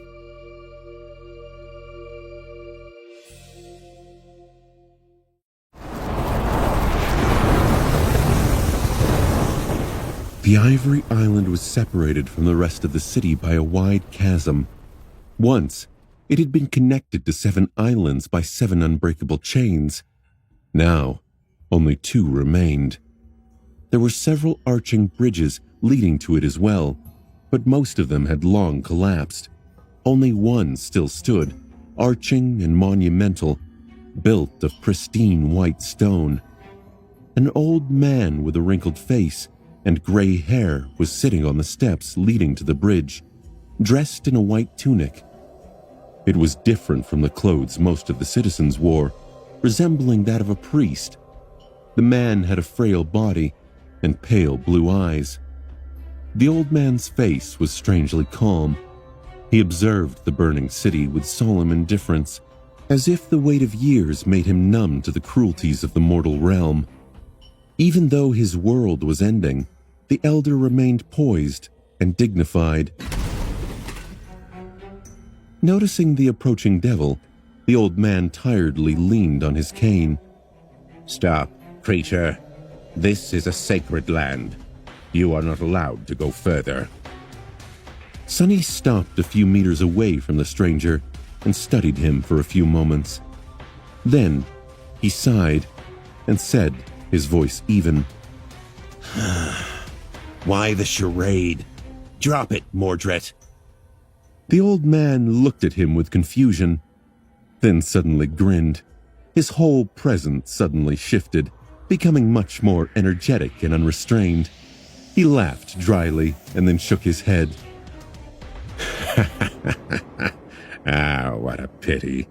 What gave me away? Sonny shrugged. I knew that you would show up sooner or later, and there's not much of later left. Mordred, who inhabited the old and frail body, smiled. True. Thank you very much, Sunless. You have fulfilled my request to keep Noctis alive very well. In fact, his face darkened a little. I'd say you even performed a little bit too well. Who could have thought that the Beast of Twilight would still win despite not having the Night Oracle's support? It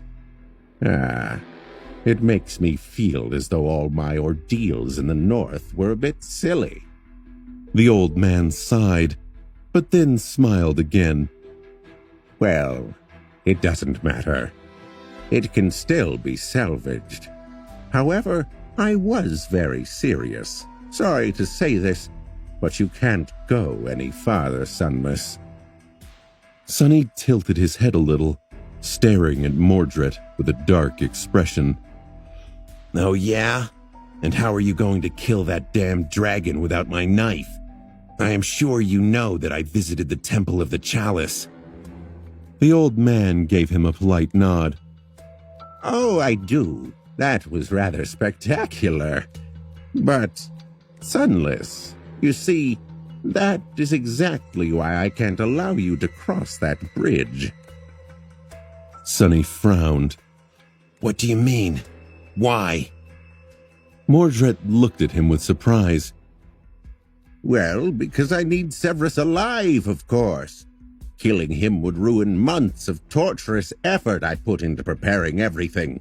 Remaining in this feeble body all that time was not very pleasant, you know. But there are very few people that the Ivory Lord allows to tend to him, and this priest was the best choice. Sunny gritted his teeth, then uttered with frustration. Keep Noctis alive. Keep Severus alive. Damn it. What the hell do you actually hope to achieve, Mordred? You are clearly not planning to free Hope. What else can end this nightmare? What do you want? The old man blinked a couple of times, confusion appearing on his face as he asked rhetorically, Free Hope? He thought for a moment, then shook his head with a smile. Of course I am not here to free Hope. That is not the reason why I entered the Seed. His smile twisted slightly, a disturbing glint igniting in his eyes as he replied, I am here to kill her. As the words echoed in the silence, Sunny stared at the frail old man with a deep frown. Then he threw his head back and laughed. Kill her? Kill Hope? Have you completely lost your mind, Mordred? The banished prince shifted slightly, and then said in a neutral tone, Not completely. Sunny clenched his fists, then shook his head in indignation as he exclaimed, She is a demon, you fool. A divine being. A god. How are you, a mere awakened, going to kill her? How can you hope to even scratch her? Mordred shrugged, then looked at him with a friendly smile to reply, Why, have you never wanted to kill a god? Sunny stared at him with wide eyes as he questioned, I have a rather high opinion of myself, but I am not delusional. I know my limits, Mordred. Don't you? The old man sighed. It's not like killing a god is impossible. They're all dead, after all. However, I understand your concern. I would not have wanted to face the demon of desire in battle. He lingered for a moment, and then added, But she is not exactly able to fight right now, is she? She is bound, sapped of most of her powers, imprisoned for 1,000 years. So, you see, I can't let you go breaking more of her chains. Your part is done, Sunless. Leave the rest to me. I will conquer this nightmare for both of us. Well, and reap the reward, of course. Sunny bared his fangs as he snarled, She might not be as powerful as she had been before Sun God put her in chains, but she is still a creature of divine rank. Your power alone will not be enough to wound her, let alone kill her. You're insane. Hope's poison must have gotten to you. Mordred smiled and replied calmly, Ah, you are correct. I am not powerful enough to kill her alone. That is why I have spent months carefully putting a few useful ideas into the Ivory Lord's muddled mind. Though I needed Noctis to give him a little push. Killing his brother, destroying his city. You did well to assist him. A dangerous gleam appeared in the old man's eyes. Now that Severus has nothing left, he will direct his endless ire on Hope. That will be my chance. So, Sunless, I would advise you to stand down. If you truly know your limits, you won't stand in my way. Sonny stared at Mordred for a few moments, his eyes growing darker and darker.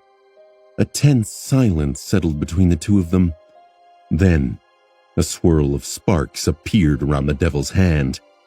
The old man looked at it, his gaze growing sharp and cold. He was waiting to see what weapon Sonny was going to summon. However, Sonny did not summon a weapon. Instead, an exquisite wooden chair appeared in his hand. Glaring at Mordred, Sonny put the chair on the ground, sat on it, and crossed his arms, then replied, Well, go on then. What are you waiting for? I wish you luck. Sonny sat comfortably on the elegant wooden chair, staring at Mordred with all four of his arms crossed. The chair was a bit small for his prodigious body, but due to the quality and durability of the materials it was made of, managed to carry the weight rather well. Noctis really knew the value of good craftsmanship. The old man, meanwhile, met his deadpan gaze with a mildly surprised expression slowly appearing on his face. All around them, the Ivory City was being devoured by fire. After a while, Mordred shifted a little, and then said with amusement, To be honest, I expected you to attack me. Sonny scoffed. Why would I bother? You seem to be hell-bent on committing suicide. I can just wait until hope kills you, then carry on with my initial plans. He thought for a bit, and then added, Plus, in the improbable case that you somehow succeed, I don't really lose anything. I will still become a master.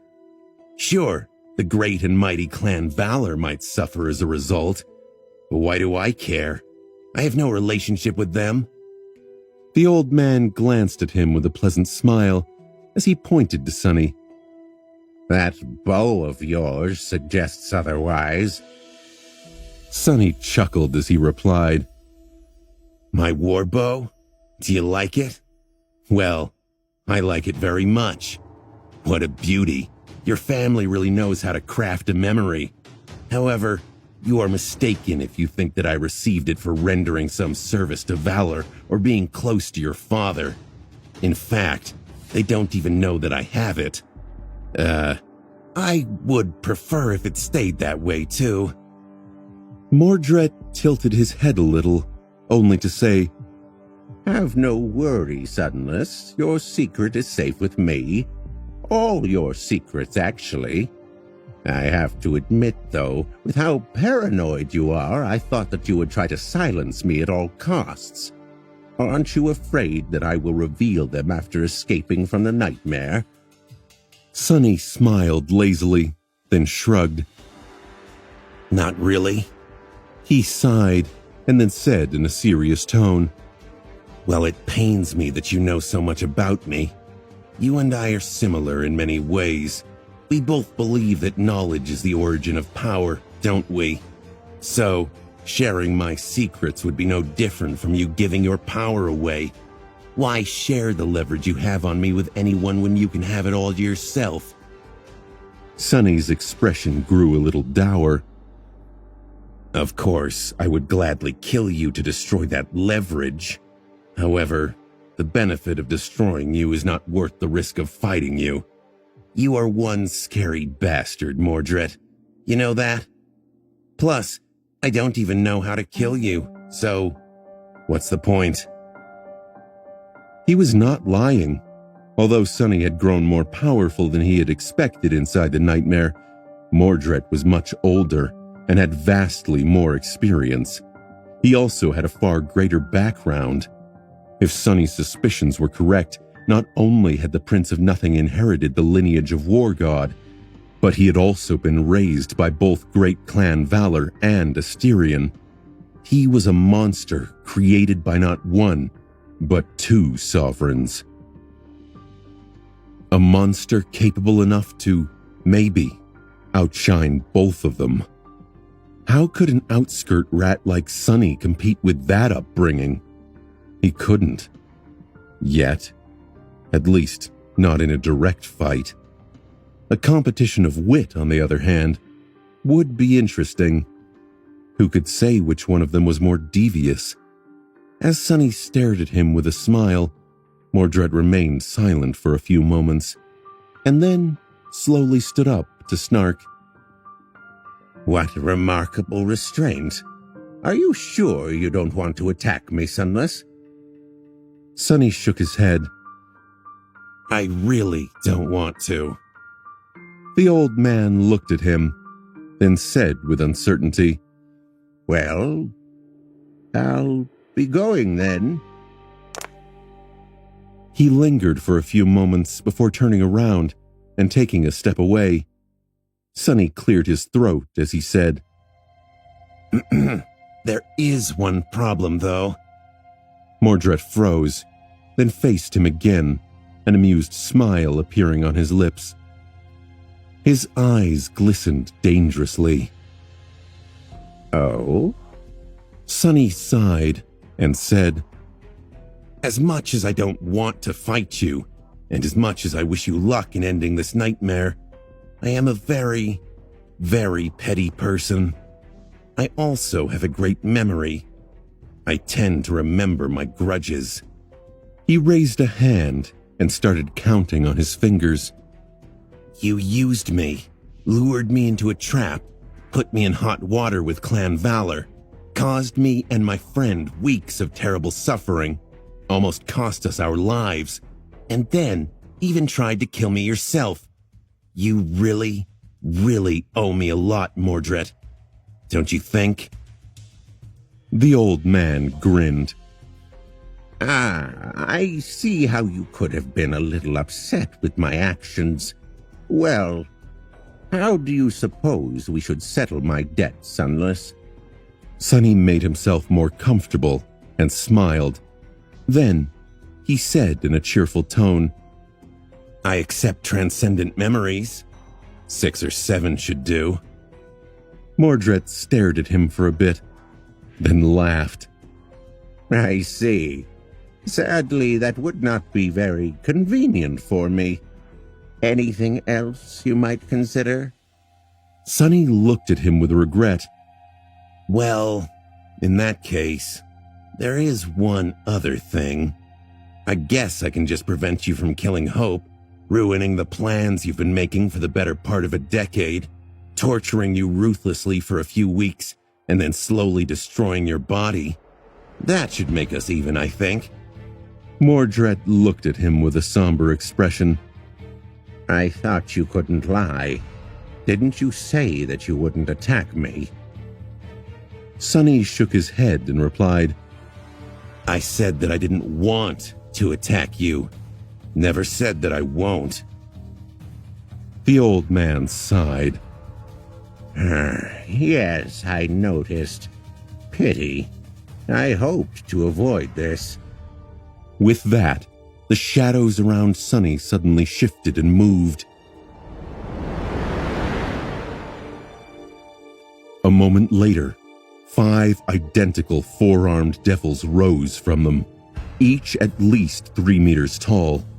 They wore fearsome onyx armor, with darkness veiling their bestial faces and black eyes. Each had 4 horns, and each had one of them broken. The devils radiated a suffocating, frightening feeling of malice and furious power. Still sitting on his chair, Sonny stared at the 5 shadow spawns that surrounded him with trepidation. His face grew still. Gripping the extraordinary rock, he shivered and said glumly, Well, that's not good at all.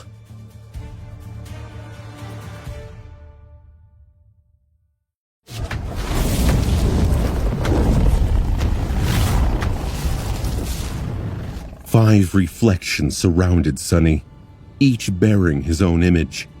The towering Shadowkin devils, looked nothing short of terrifying. Their gaunt, ironclad figures emanated a feeling of profound threat and malice, and their black eyes peered at him with inhuman intensity. It was alarming. Damn. Am I that scary? Sonny leaned on the backrest of his chair and said without skipping a beat, Lost from light. Kill that wicked old man. The reflections continued to stare at him, unmoving. A few moments passed, but nothing happened. An awkward silence hung in the air. Mordred chuckled and replied, You didn't really think that that trick would work again, did you? He smiled, then glanced at the shadow devils with satisfaction. Naturally, I bound them to myself before you arrived. Sonny glared at the old man for a bit, then looked away and shrugged. Well, I guess it was worth a try anyway. Disappointing, Mordred replied.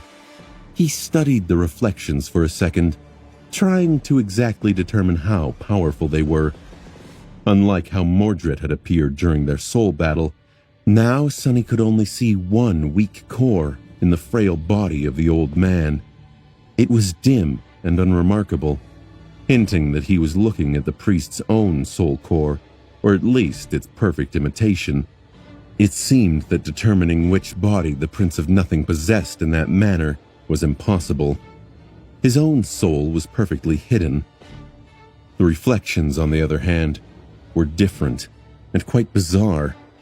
Sonny could see shadow cores inside each of the creatures, but despite looking like shadow devils, none of them were. All of them were ascended, but 2 out of 5 were mere beasts. 2 more were monsters, and 1 was a demon. Sonny had no idea how the class progression worked when it came to reflections, but he suspected that they were less powerful than the mere beast. Their elder sibling had been. Mere Beast had lived a much longer life and risen to an ascended devil after all. Still, 5 ascended reflections were most likely more than enough to rip him to shreds, especially considering that each of them reflected a wielder of a divine aspect. Sonny looked at Mordred, hesitated, and said somberly, Very impressive. But also a bit underwhelming. I guess slaughtering thousands of mundane humans was not very nourishing for your monsters, huh? Now that I see them, I do agree that your accomplishments in the north might have been silly. The old man looked at him with a dark expression to say, There's still enough to kill you. Sonny grinned. Oh, let's not. You are not going to kill me. Mordred raised an eyebrow and asked, What makes you say that?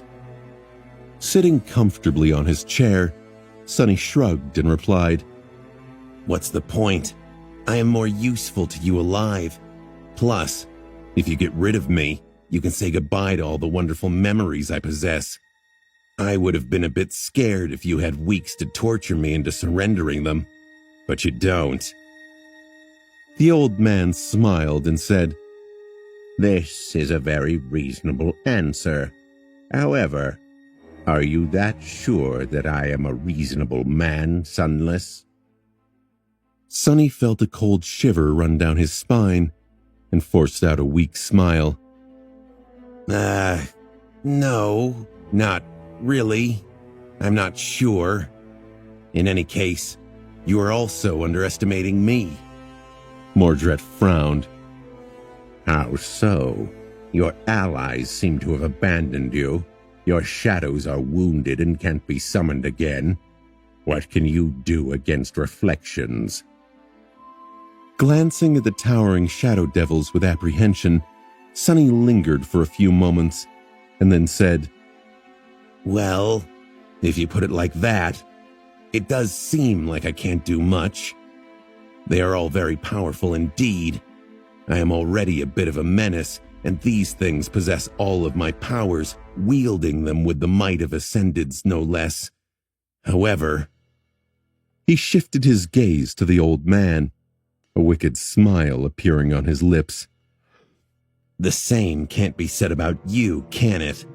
You sacrificed all your cores to create these reflections. By now, you could have succeeded in creating one, maybe two. That still makes you weaker than me. More than that, I can't help but notice that your aspect, terrifying as it might be, doesn't offer you any direct combat augmentations. It's all pure utility. So, well, I can't kill your monsters. His eyes grew darker, suffused with a dangerous glow. I probably stand a good chance of destroying your body before they can stop me. His 4 shadows were wrapped around his body, filling it with explosive might. There were just a few meters separating him from the frail old man. He could breach that distance in an instant. Mordred opened his eyes wide, took a shaky step back, and raised his hands to protect himself. Oh no, please don't. What would I do without a body? Then he shook his head and laughed. It's not like there's a whole city full of people I can take, right? Come to think of it, maybe I'll travel outside the city, find one of your allies and wear them instead. Which one should I pick, huh? The child or the cripple? I can kill 2 birds with 1 stone and deal with that infuriating oracle of yours at the same time. That is a great idea, don't you think? Sunny grew quiet before replying. No, I don't think that's a great idea. The old man looked at him darkly, then shook his head and turned around. I suggest that you don't move, Sunless. My reflections won't kill you, but that doesn't mean that they will be gentle. Pain is pain. With that, he started climbing the steps leading to the bridge. Sunny stared at his back, gritting his teeth, then summoned the dying wish. As soon as the charm weaved itself and merged with the mantle of the underworld, he sent all 4 of his shadows to wrap themselves around the onyx armor, thus augmenting its underworld armament enchantment 4 times over. Already strengthened by it, the effect of the dying wish became tremendously enhanced. Memory enchantments. Death wish. Enchantment description. Those who witness the wielder of this memory are compelled. Friends to be inspired. Foes to seek the wielder out. Already a few steps away, Mordred suddenly slowed down, swayed a little, and then turned around. His face was tense and full of fury. What? He stared at Sunny with madness and bloodlust in his eyes, then grimaced. What a vile memory. Nice trick, Sunless, but it won't work on me. The old man smiled in disdain, then suddenly froze. Slowly, a deep scowl appeared on his face. But why would you want to attack, Sunless? That doesn't make any sense. You know how dangerous I am. Unless, of course. His eyes widened. At the same time, Sunny grinned. And far away from them, across the vast expanse of emptiness leading to the Ivory Island, a small figure appeared from the darkness of the sky below, flying swiftly toward the bleeding dragon. After Solvayne and Sunprince had been defeated, and the light of dawn washed over the shattered remains of the Kingdom of Hope, bringing with it the frenzied fury of the Ivory Dragon, Sunny knew that Severax would not be the only obstacle in their way. Throughout all of it, he had never forgotten about Mordred. In truth, he was more wary of the banished Prince of Valor than he was of the immortal saints, no matter how powerful and dreadful they were. The full force of a great clan had failed to contain the Prince of Nothing, so what hope did Sunny have? Of course, he was not sure that Mordred would end up as their adversary in this nightmare. They were allies during this hellish trial, after all, at least in theory. But he could not discount the possibility.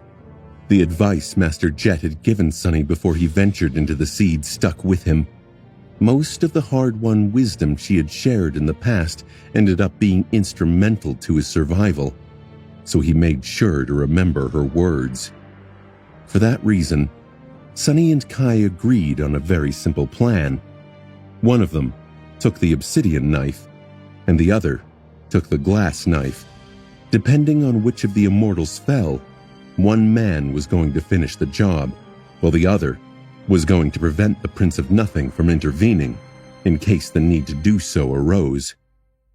As the saying went, it was unwise to put all your eggs in one basket. The type of egg Sunny had the most experience with had belonged to a great devil, so he was not quite sure why exactly keeping eggs in a basket was so detrimental, but he did agree with the general idea, and so, from the moment the frail old man appeared in his view, Sunny had pursued a single goal. He had to keep the attention of Mordred and all 5 of his reflections on himself. Even though there was a small possibility that he could emerge victorious if the 2 of them clashed in earnest, Sunny did not consider his chances of defeating the banished prince in battle high, especially not while being exhausted after the furious assault on the flying fleet and devoid of the support of his shadows. He had never intended to actually fight Mordred. All he wanted to do was to stall him.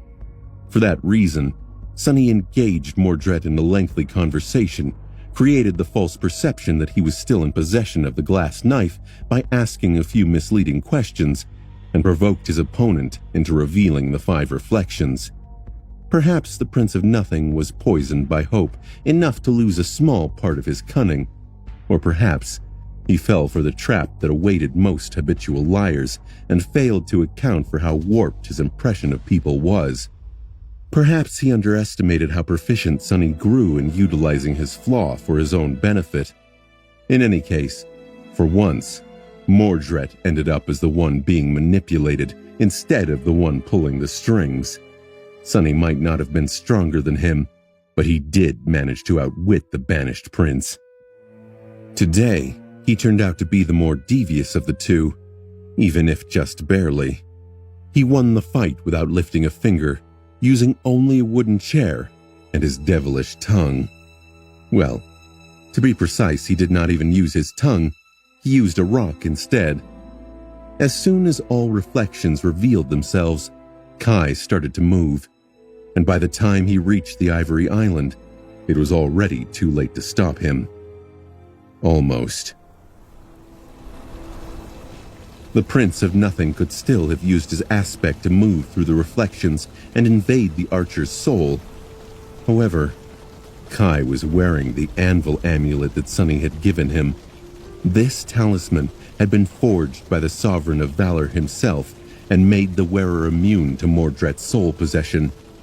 Even if the banished prince jumped through the reflections into Kai's eyes, he was not going to be able to possess him. That left only the reflections, which were currently turned into copies of Sunny and wielded his divine aspect.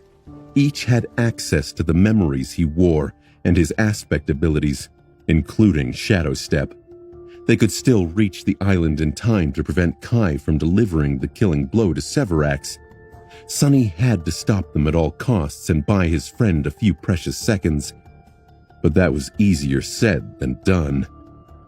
As a small human figure streaked from the darkness of the sky below toward the slumped silhouette of the ivory dragon, Mordred swiftly turned and narrowed his eyes, instantly realizing that he had been played.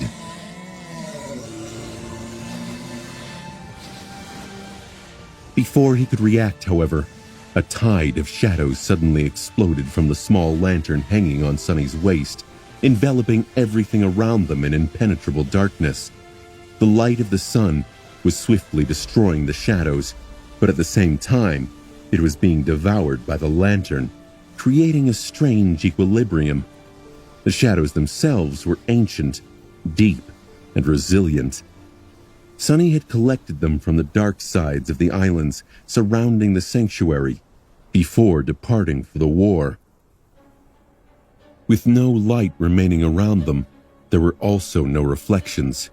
With no reflections, Mordred was robbed of a large part of his power for a moment. That did not help at all against the 5 reflections, though, since each of them was as comfortable in the shadows as Sunny himself was. They were his perfect copies, after all. Knowing that, Sunny decided to try a desperate gamble. The mantle of the underworld was still augmented by 4 shadows, its underworld armament enchantment empowering the dying wish's effect many-fold. Sunny himself was strongly affected by the compelling aura of the charm, feeling an almost irresistible urge to throw himself at the reflections and tear them apart. However, this sensation was swiftly disappearing since he had already dismissed the iron statuette. Instead, he summoned the broken oath into the onyx armor, and since the 5 reflections were mirroring him, each of them reflected that change too. Only the demon turned out to be smart enough to stop himself and consider the consequences. The beasts and monsters failed to realize the result of their actions in time. Mordred moved, and so did the shadow devils. But just as they did, the vile charm fully weaved itself into existence.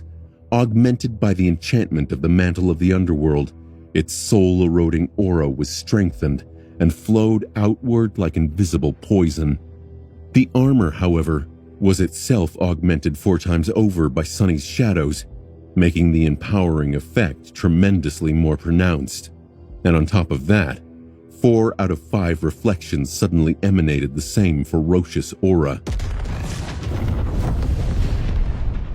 The 5 overcharged fields of soul erosion merged together, turning into something far more vicious and destructive than the sum of its parts, into something truly horrid.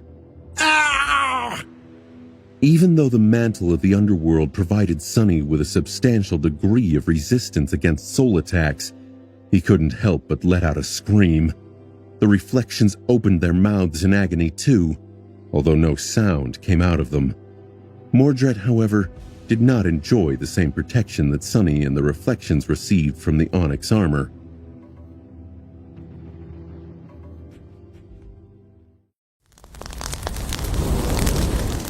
The underworld armament allowed the mantle to accommodate and augment a charm memory, channeling its enchantment as if it was inherent to the armor itself.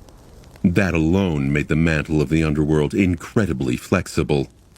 What was more, this quality truly shined when wielded by Sunny. He could have augmented the broken oath with his 4 shadows, but chose to wrap them around his armor instead, achieving an even better result. Not only was the effect of the augmentation shared and enhanced, but all the other enchantments of the mantle of the underworld were augmented as well. Among them was Stalwart, which granted him extremely high protection against physical attacks, high protection against elemental attacks, and most importantly, a moderate amount of protection against mind and soul attacks. Currently, the mantle was simultaneously radiating a tremendously damaging soul annihilation aura and providing him with vastly increased resistance to soul damage.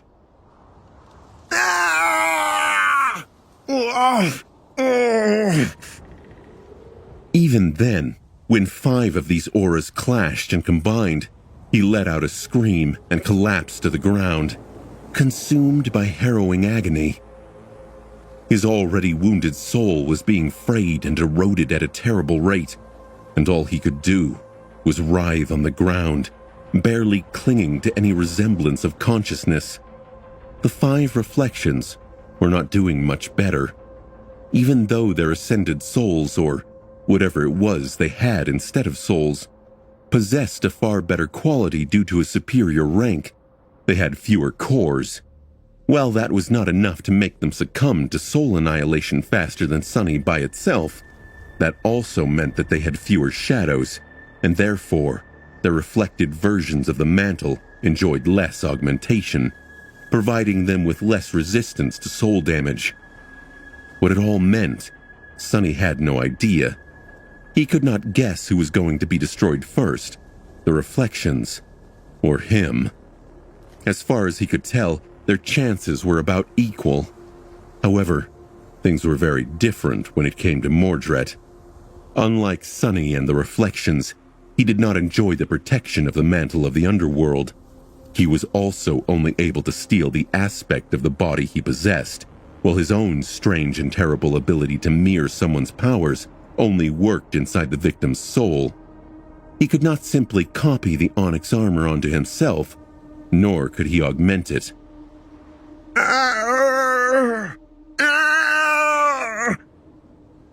For the moment, Mordred was defenseless. With a startled yelp, the old man awkwardly fell to his knees, and then rolled down the steps, ending up on the ground not too far away from Sunny. A stifled howl escaped from his lips, and his eyes opened wide, full of shock and terrible pain. The suffering Sunny and the reflections experienced affected him so much worse. Any other awakened would have been swiftly destroyed, but the Prince of Nothing persisted, somehow. Several swirls of sparks instantly appeared around his body, heralding the appearance of protective memories. Who knew how vast and powerful his soul arsenal was? Mordred could have possessed a memory capable of turning the tide of events completely. But very few memories were capable of manifesting themselves instantly.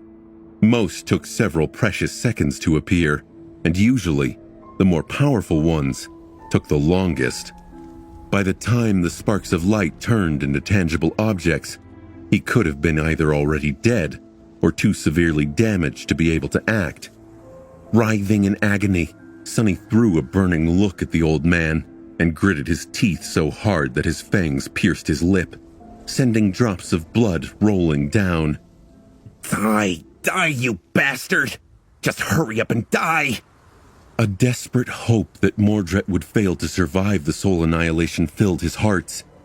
Even though Sunny did not think that getting rid of the prince would be so easy, he seriously doubted that Mordred would allow himself to be killed in this fashion.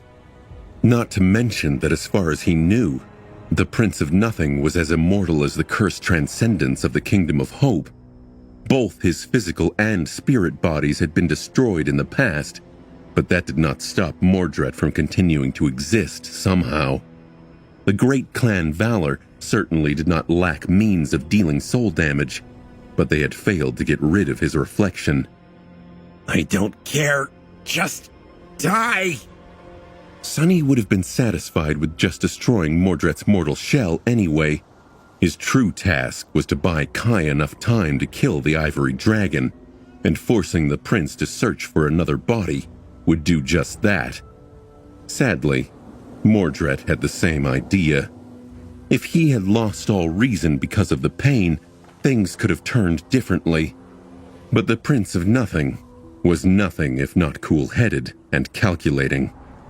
Despite the terrible suffering of having his soul slowly torn to pieces, he kept some of his composure and ability to think intact. Twisting, Mordred struggled to raise his head and looked in the direction of one of the reflections.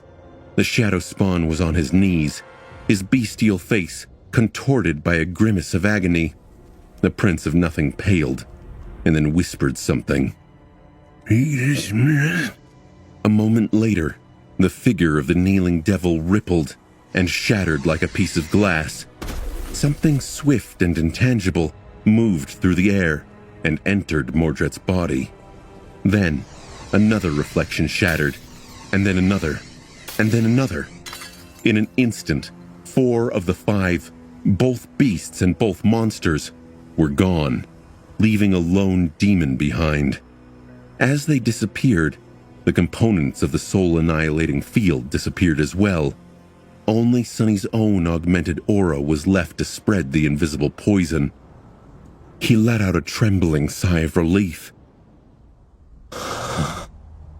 and then dismissed the broken oath entirely. Almost at the same time, a silver bracelet, a necklace made of strange black pearls, and a bone scepter appeared on Mordred's body and in his hand. Each of the memories, without a doubt, provided him with a degree of soul protection, but by now, they were of no use. With his soul in shambles and barely keeping itself together, Sunny remained laying on the ground. He groaned and then threw a tired glance at his enemy. The flood of soul essence he was sending into the shadow lantern had run dry, and the sunlight finally prevailed, dismantling the dome of shadows that surrounded them. Mordred looked different somehow. The old man's body remained the same, but now a subtle sensation of immense turbulent power emanated, as if Sunny was facing a titan instead of a man. No way. Could it be? 2 monsters and 2 beasts. Between the 4 of them, they had shared 6 soul cores.